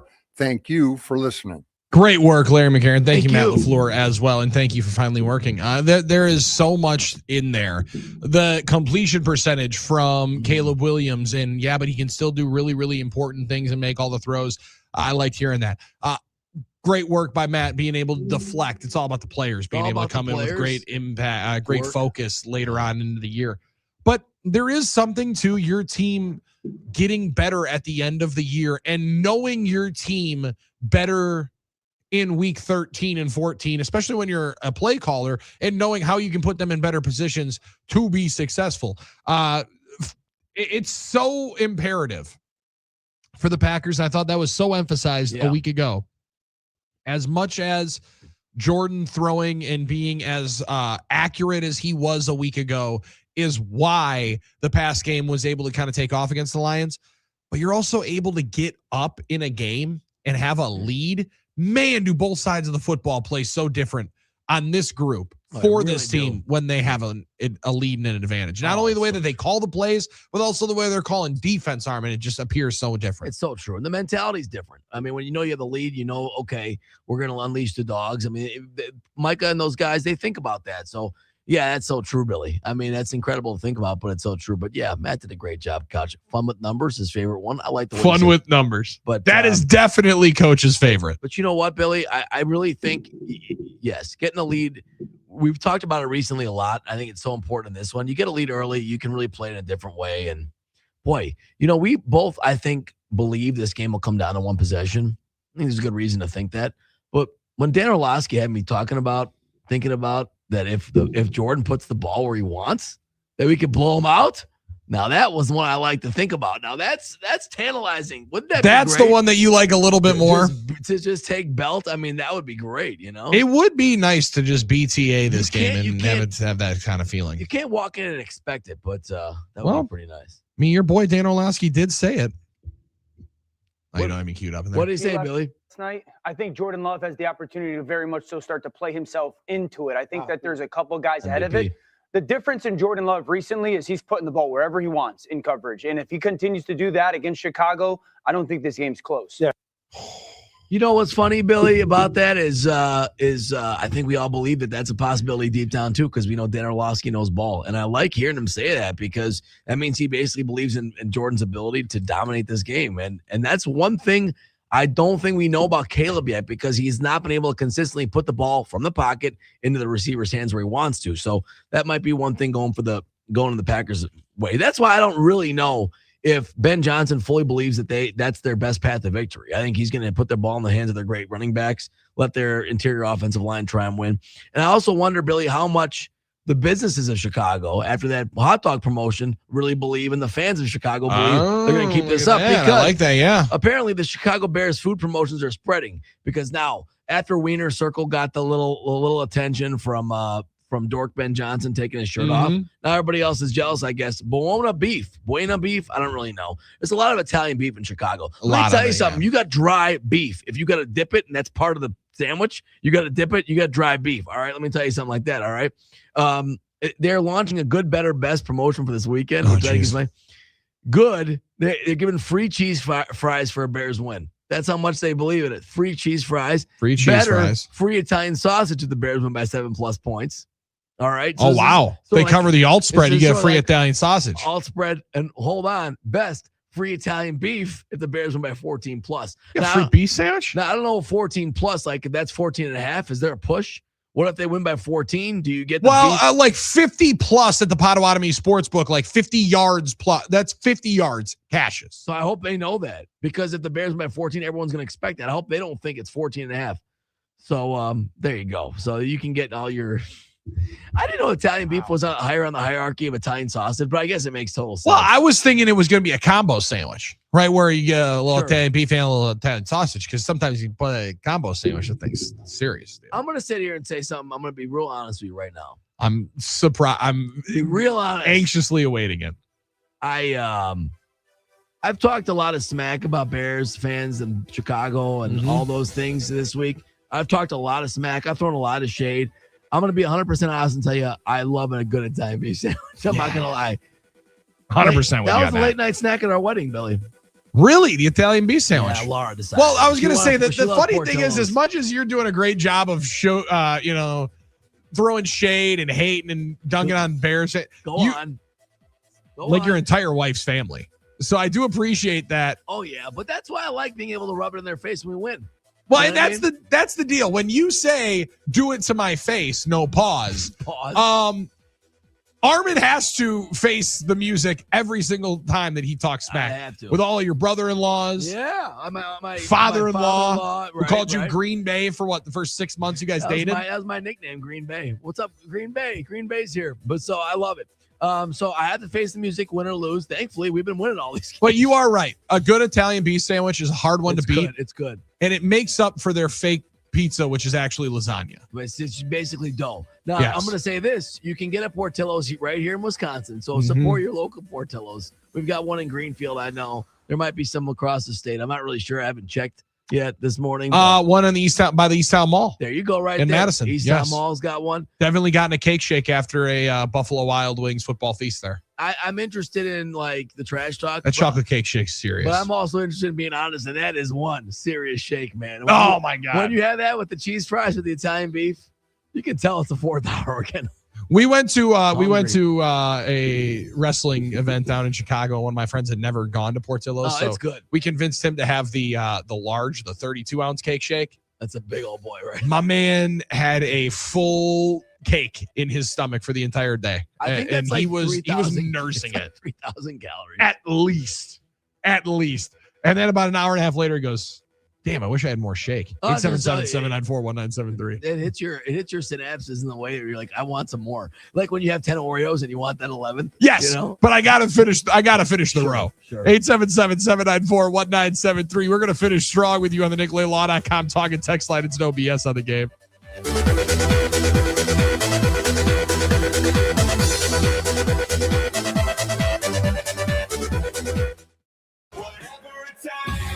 Want to watch No BS? We'll do anything it takes. They're live on YouTube, Facebook, and X right now. We have a place for it. Just search 97.3 The Game.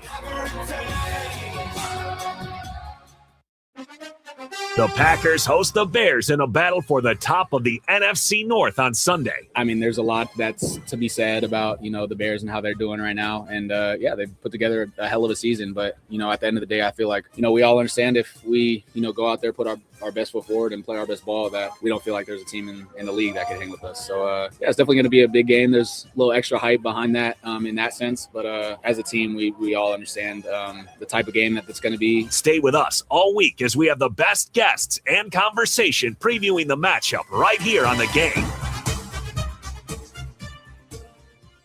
The Packers host the Bears in a battle for the top of the NFC North on Sunday. Stay with us all week as we have the best guests and conversation previewing the matchup right here on The Game. We should talk about after this game is over, regardless of who wins. That handshake between one Ben Johnson and one Matthew LaFleur, that's must-see TV right there. I mean, that's going to the levels of the old school LaFleur, Mike Zimmer. Yes. Post game, and I need Fox to have a dedicated camera, and the director cannot cut away. I need to see it because I want to see it. And I also, after watching, I told Armen about this earlier on during the off day yesterday. My nearly 3-year-old son said, "I watch Bears Packers. I get ready for the game." So that was a good heartwarming moment. Them doing things right. And last year, it would have been a great moment for it because LaFleur's coming off a dapping up Carl Brooks down there in Chicago, celebrating, hooting and hollering, and all of a sudden he has to go and shake hands with Ben Johnson, who'd be frosty as all get out. Or conversely so, Johnson celebrating with Santos after the win. After the win in Lambeau. Everybody was tearing off the jacket of Brown, who had just won his first game as an interim coach on, I think, his 9th try. So, there's good reason to know that either coach is going to be, because I think the game's going to be decided at the end. I know it's a 6.5-point number at the Potawatomi Sportsbook, but I think it's going to be a tight game. Yeah. I think it ends on potentially the last play, Nags, like the two games did a year ago. Yep. And it really does set up for a good frosty moment. We are getting you ready for the matchup all week on The Game. Now, a year in rock spotlight, 1978. In June of 78, Darkness on the Edge of Town is released. Bruce Springsteen's follow-up to his breakthrough album, Born to Run. The album charts at number 5. In the darkness on the edge of town. In the darkness on the edge of town. Boston-based band The Cars released their debut album. It goes to number 18. It features the singles Just What I Needed and My Best Friend's Girl. She's my best friend's girl. But she used to be mine. In July of 78, the Rolling Stones released Some Girls in the U.S. The album and the single Miss You both hit number 1.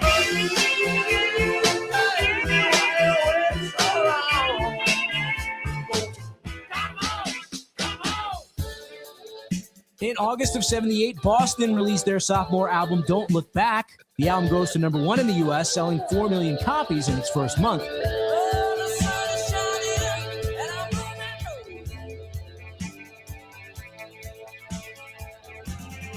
Keep listening to iHeartRadio for more from 1978. Coming up.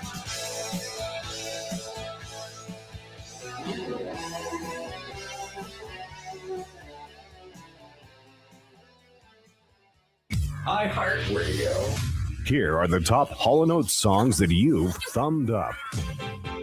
Number 3, Kiss on My List.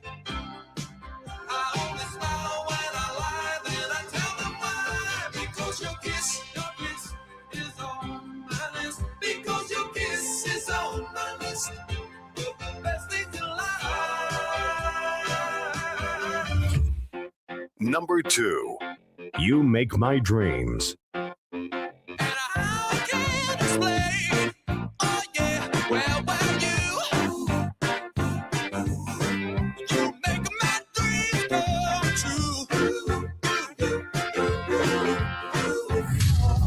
Number 1, Man Eater. Oh, here she comes. Watch out, boy, she'll chew you up. Oh, here she comes. She's a man eater. Hear more from Hall & Oates and similar artists now. Search for Hall & Oates on iHeartRadio. All your favorite music, all your favorite stations, all free.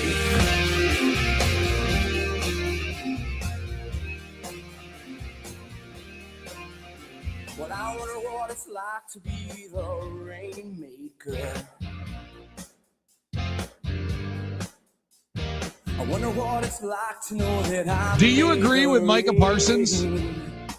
You label the Bears and Bears fans as disrespectful. He said, I just don't like them. I just see a lot of disrespect. I play for respect. I mean, I love that. Earn some respect this weekend, big fella. Sack Caleb Williams a couple of times. Get a big dub. Maybe, I don't know, touchdown plus victory. At least 7. Make it personal. Please. Please, Make it, please. Do it for me. Do it for me. It's time for the Packers to do it for me. It's time for them to have my back. It's time for Micah, and it's time for Jordan, and it's time for the receiving corps of Matt LaFleur to have my back.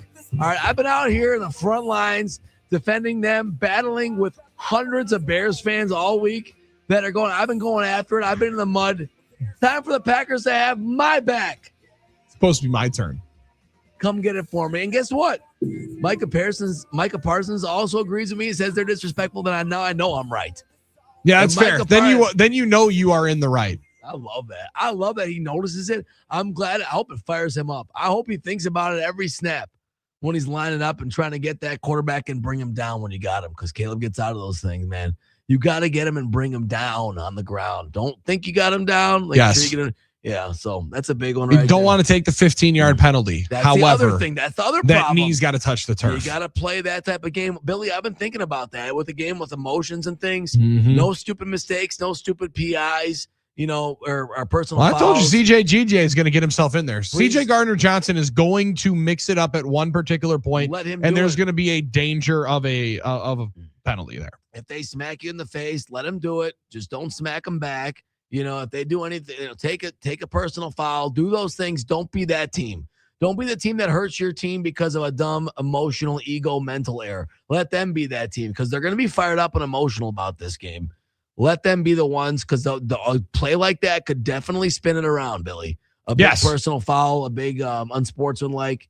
So let's make sure we don't do that. Play tough. Play between the whistles. Make sure you let them know what it's like, but don't be the team to get a dumb penalty in these situations. Those are the things that you worry about as well in a game like this. Yeah, you can't allow the emotion of the game to beat you, because they're a good football team. That's a dangerous team on that side, and one that is going to have a lot of things they can do right this weekend, right? Like that they can beat you in a couple of different ways, but you also have to make their quarterback beat you at some particular point in time with the arm. We know that the escapability is phenomenal. He's tremendous outside of the pocket. Sometimes the throws that he makes outside of the pocket, you wonder, like, whoa, how many guys in the league are making those? But in rhythm, on schedule, on time, can he deliver consistently? It's going to be a great thing for the Packers to be able to put to the test, and one thing that's in front of Jeff Hafley. And as he spoke about this Bears team and about the rivalry, he knows that's a much better football team than some people would give credit for, even though 9-3 is 9-3 and hard to disrespect what Chicago has done. How are you going to slow down this offense, Jeff Hafley, and what kind of challenges do they present? A lot of them. I'd like to know who in their right mind would disrespect Micah Parsons. I mean, that's a whole other story. But yeah, I think a lot of good coaches and good players go into a dark place on game day and do whatever it takes to win the game. So I'm sure he finds a really good one to get into because it seems to be working for him really well. But I don't know how anybody could disrespect him at all, the way he plays the game. And it's not just the production and the sacks. It's just the way he plays the game, how hard he plays it, the knowledge that he has for the game. But I hope he goes into a really dark place on Sunday. So I'm excited to see that. Jeff, Micah said in Detroit that Wyatt is a player that can't be replaced. So I'll ask you, how do you replace him? You don't really replace a player like Wyatt, especially with how good he was playing. And sadly, that was probably the best game that he was playing. And it was really, I believe, the last play of our game on defense, which is really unfortunate. I mean, he had the 2 sacks prior to that game and was playing really well in this game, really good against the run. I know Michael likes rushing with him a lot because he's a good pocket push guy and he can finish plays. And it's really sad what happened. And that's football. It's why you can't take for granted, being out there every snap, giving it everything you have. I love the guy and, we wish him a fast recovery and, we're hopeful he'll be back for OTAs and be ready to go again. But, it's just like we've done all year, like he was out earlier in the season. Those young guys, they stepped up and they're going to have to step up again. I mean, we're going to play a bunch of teams down the stretch that are going to run the ball. But when you get guys like Brinson and Stackhouse, who are the younger guys that have forced to play and develop probably sooner, right? They've gotten those game reps and they'll be ready to go. And I think Carl and Colby have played really, really well this year. So we're going to rely on them more. So it's going to be all 4 of those guys and we'll find a way to get it done. It was Micah's sack on that play. It looked like an inside stunt the way it turned out. Was that improvised or was that designed for him to bend it inside like that? Without giving away too much, it was partially designed. Yeah. Micah, most of the stuff Micah does, there's some stuff that he does based on instincts, but a lot of what Micah does too is planned. I just asked because it seemed like he engaged the edge first and then came around. So and a lot of times that could happen. With Brinson specifically, the last couple of games, he's gotten more opportunities. What is he showing you? What have you seen from him? I think it's his practice habits. I thought even this week, it's probably been his best week of practice. I think you get a guy who played a little bit earlier and then hadn't played as much and had another opportunity and took advantage of it. He's starting to understand the speed of the game. Just his fundamentals and technique have gotten better. He's starting to strain more. He's starting to get off blocks and tear off blocks. He's got really good pass rush ability for a big guy. He's elusive. He's got good hips and he's quick and he can finish. And I think you'll see that. And now I just think in the run game, he's starting to understand that he's got to do his job every play and it's going to be hard and it's going to be dirty and grimy. And I think he's starting to embrace that a little bit more. But we're going to need him down in this stretch now. Jeff, I know Quay is on his way back, but what'd you think of what McDuffie gave you when Quay was out? Yeah, I mean, McDuffie was outstanding in those 2 games that he played Mike linebacker.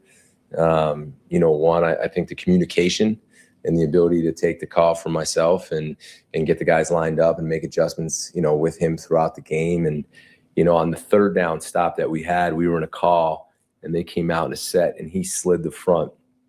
Like it was almost like I was up in the booth, like slide the front, slide the front, slide the front, but I could no longer get to him on the green dot. And as I was saying that, he slid the front and I was like, he got it, which I think was a big step for him. And I think that gives you a small example of what he's been able to do at a hard position to play mentally fairly quickly.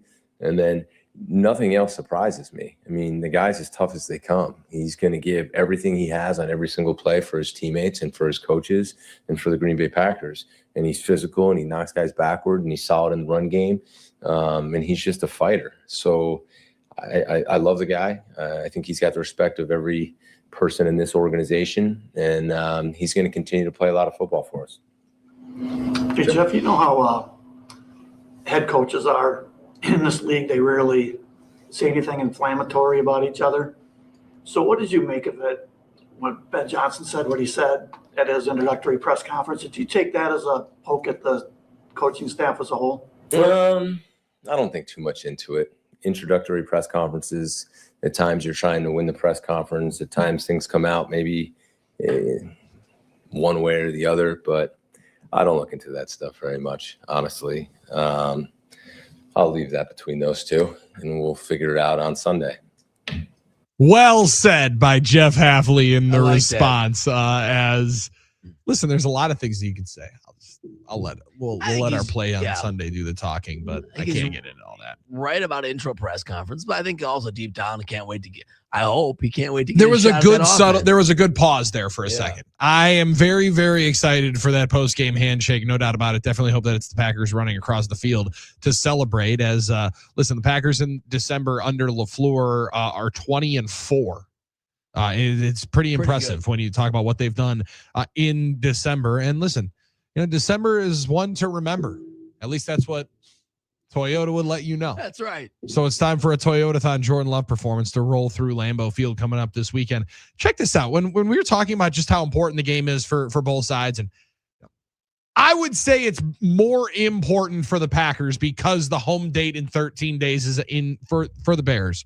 Like that is, and the fact that you can not make up the additional one in the win column, right? Like as much as the tie is somewhat benefiting the Packers with having one fewer loss, it does, conversely so, keep you from being able to make up the one win. So being able to do it head to head is so much more impactful.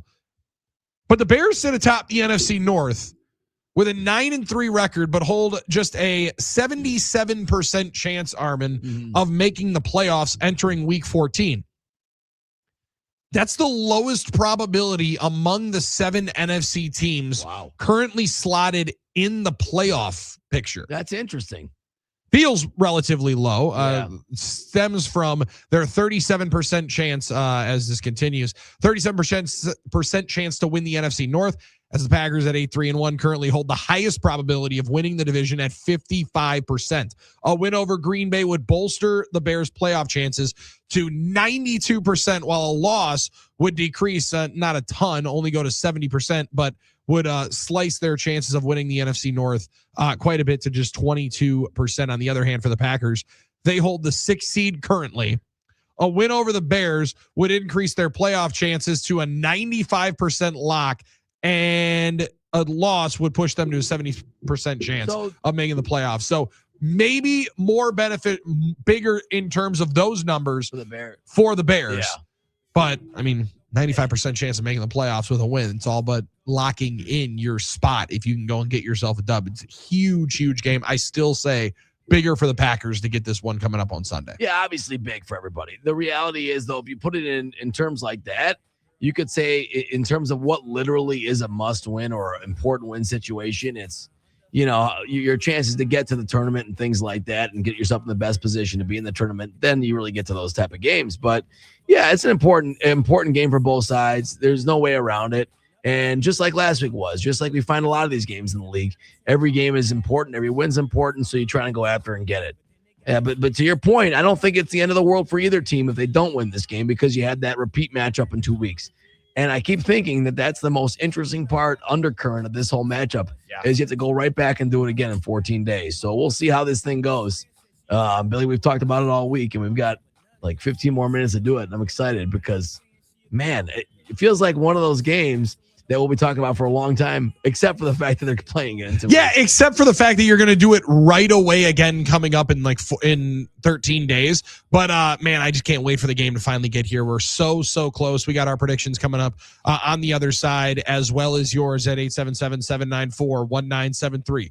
574 texter from South Bend, Indiana, asked us, you ever dip fries in that Portillo's cake shake, buddy? I am 300 pounds. Let that answer that question. Dipped a lot of fries in a cake shake in my day.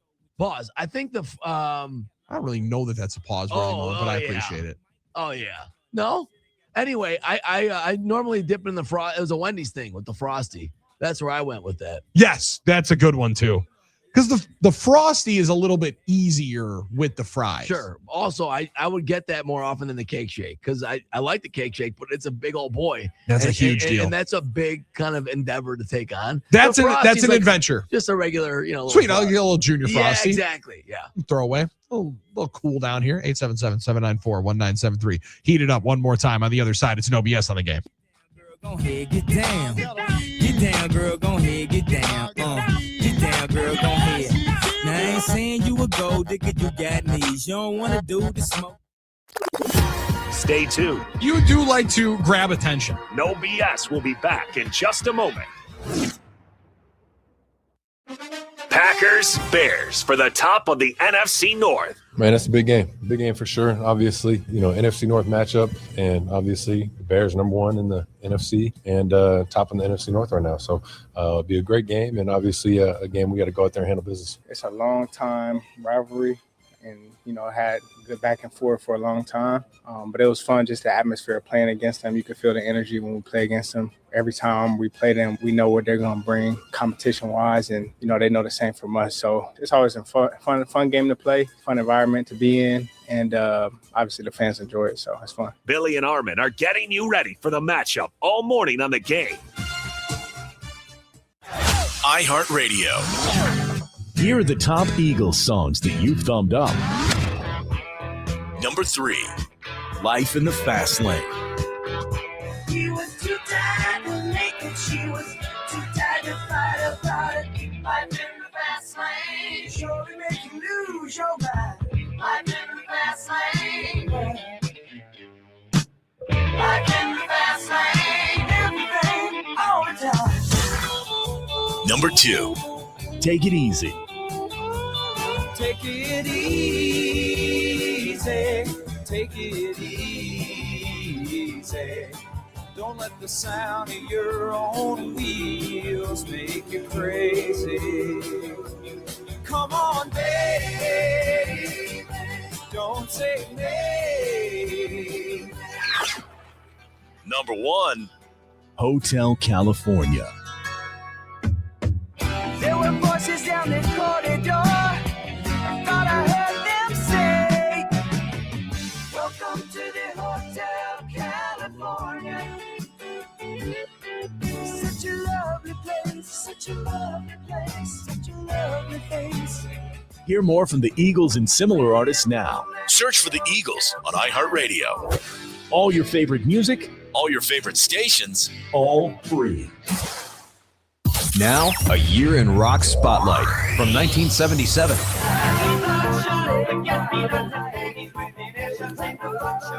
In February of 77, 60s band leader Manfred Mann has a new band and scores a U.S. #1 hit with a cover of Bruce Springsteen's song Blinded by the Light.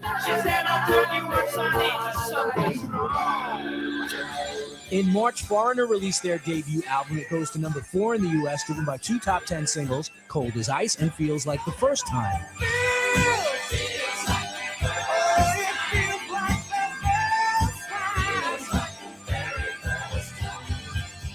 Philadelphia blue-eyed soul duo Hall & Oates have their first U.S. #1 with Rich Girl from their 5th album, Bigger Than the Both of Us.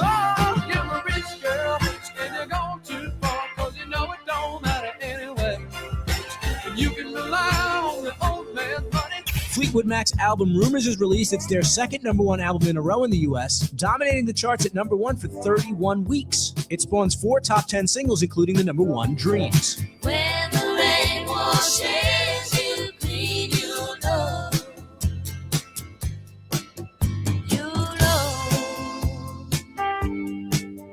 Keep listening to iHeartRadio for more from 1977. Coming up. iHeartRadio. Here are the top Foreigner songs that you've thumbed up.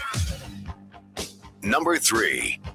Hot Blooded. I show you loving like you never knew.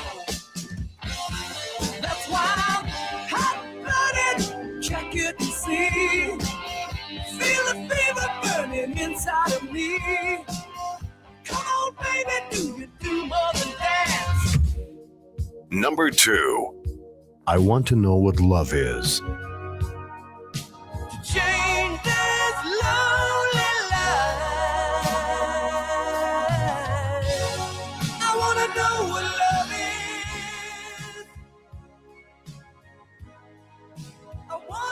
to show me. Number 1. Cold as ice. You're as cold as ice. You're willing to sacrifice our love. Hear more from Foreigner and similar artists now. Search for Foreigner on iHeartRadio. All your favorite music, all your favorite stations, all free. We call it Wagertainment. All right, place your bets, place your bets. VSiN, every night at 6. Presented by Potawatomi Sportsbook. Bet above the rest on Fox Sports 920.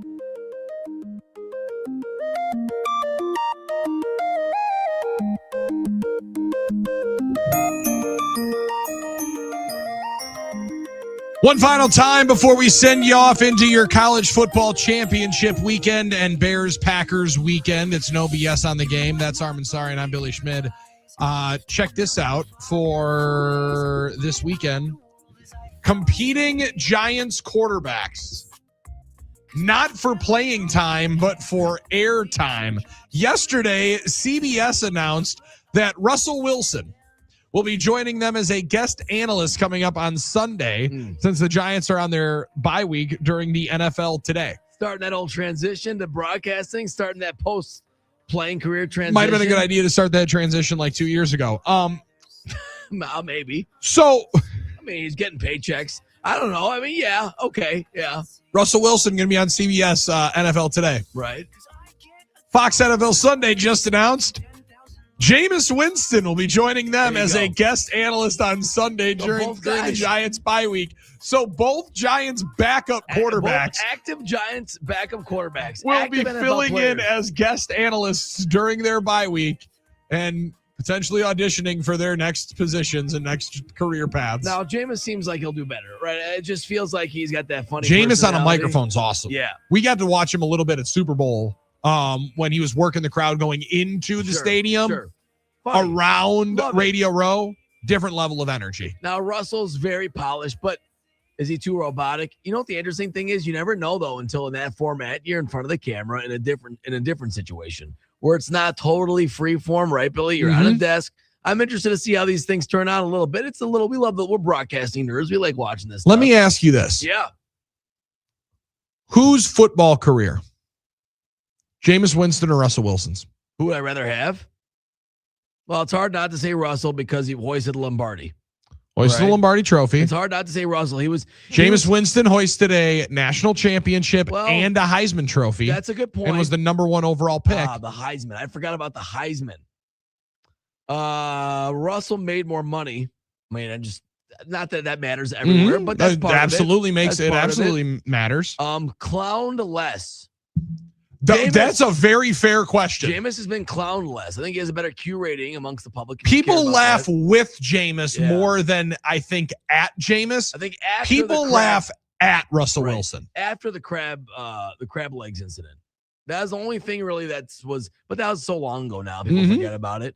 And Sierra, I mean, it's tough. You know, you got Sierra. Part of the equation. You said football. You said football. No, I would factor it in because, Armen, all of that also leads into like the next. I think crazy enough, Jameis will be in the NFL as long as he wants to be. Just in that Russell position. Wilson, I don't know will be. Right, because he's going to be liked by your teammates to be a backup. And people love Jameis Winston in those buildings. And they're kind of frosty on Russell. Yeah, and like there's a thought of, are we laughing at you or laughing with you? That's a good point. And again, one's got a national championship Heisman Trophy at Florida State. Good place to be able to go back to. Sure. And the other won a Super Bowl in Seattle. Absolutely. Legend of Wisconsin, I'd say. Not at NC State, but at Wisconsin. Not at Wisconsin for sure. He could definitely come back and be a big part of the Badgers if he wanted to. Yeah. I don't know. That's a closer conversation Very than close. that. Right now, Jameis is a better player. Wouldn't you agree? I'd probably say so, yeah. Yeah, I mean, I would say that. Maybe it could be debated.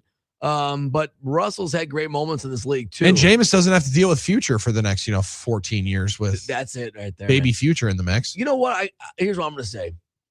I'm going to say Russell so I can go back in time and just absolutely throw 2014 NFC Championship game.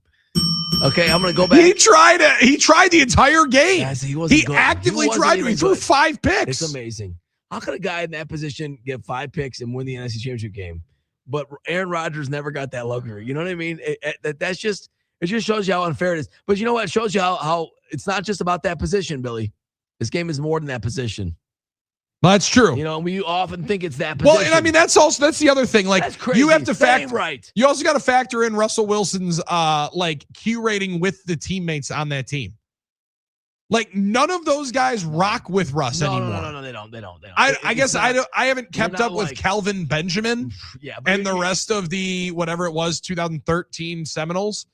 But you're not as well liked. There's no question about it. Can't imagine. So it's an interesting conversation. All right, Packers Bears coming up this weekend. Armin and I have both said we think it's a 1-score game. I think it is a nip and tuck battle, and I think it is one that red zone efficiency is the most imperative piece. Okay. 23-20 Packers. Win, no cover, under at the Potawatomi Sportsbook of 45.5 right now. All right, 27's our number, right? 27 is the Packers' number this year. 27-20 win cover. Come on now. Get it done for me, please. Come on now. That's where I'm at. And it's time they have your back. It's going to be hairy, though, all game. Like, we're going to need that late game pick or something like that or a stop. It's going to be one of those type of battles. That's my thought. Willie Halter said, love that you guys are continuing to stick with it on the online platforms. Keep it up. You got my support, Willie. We appreciate it. It's all of your support as to why and how Armin and I are continually being able to do this. Hopefully, we don't stop doing this, but every single day is an absolute blessing, especially when it rolls into a Bears-Packers week. And we hit another month on the calendar. We can't thank you enough for being a part of it and firing in a talk and text line message, a YouTube comment, next post comment. All of them help.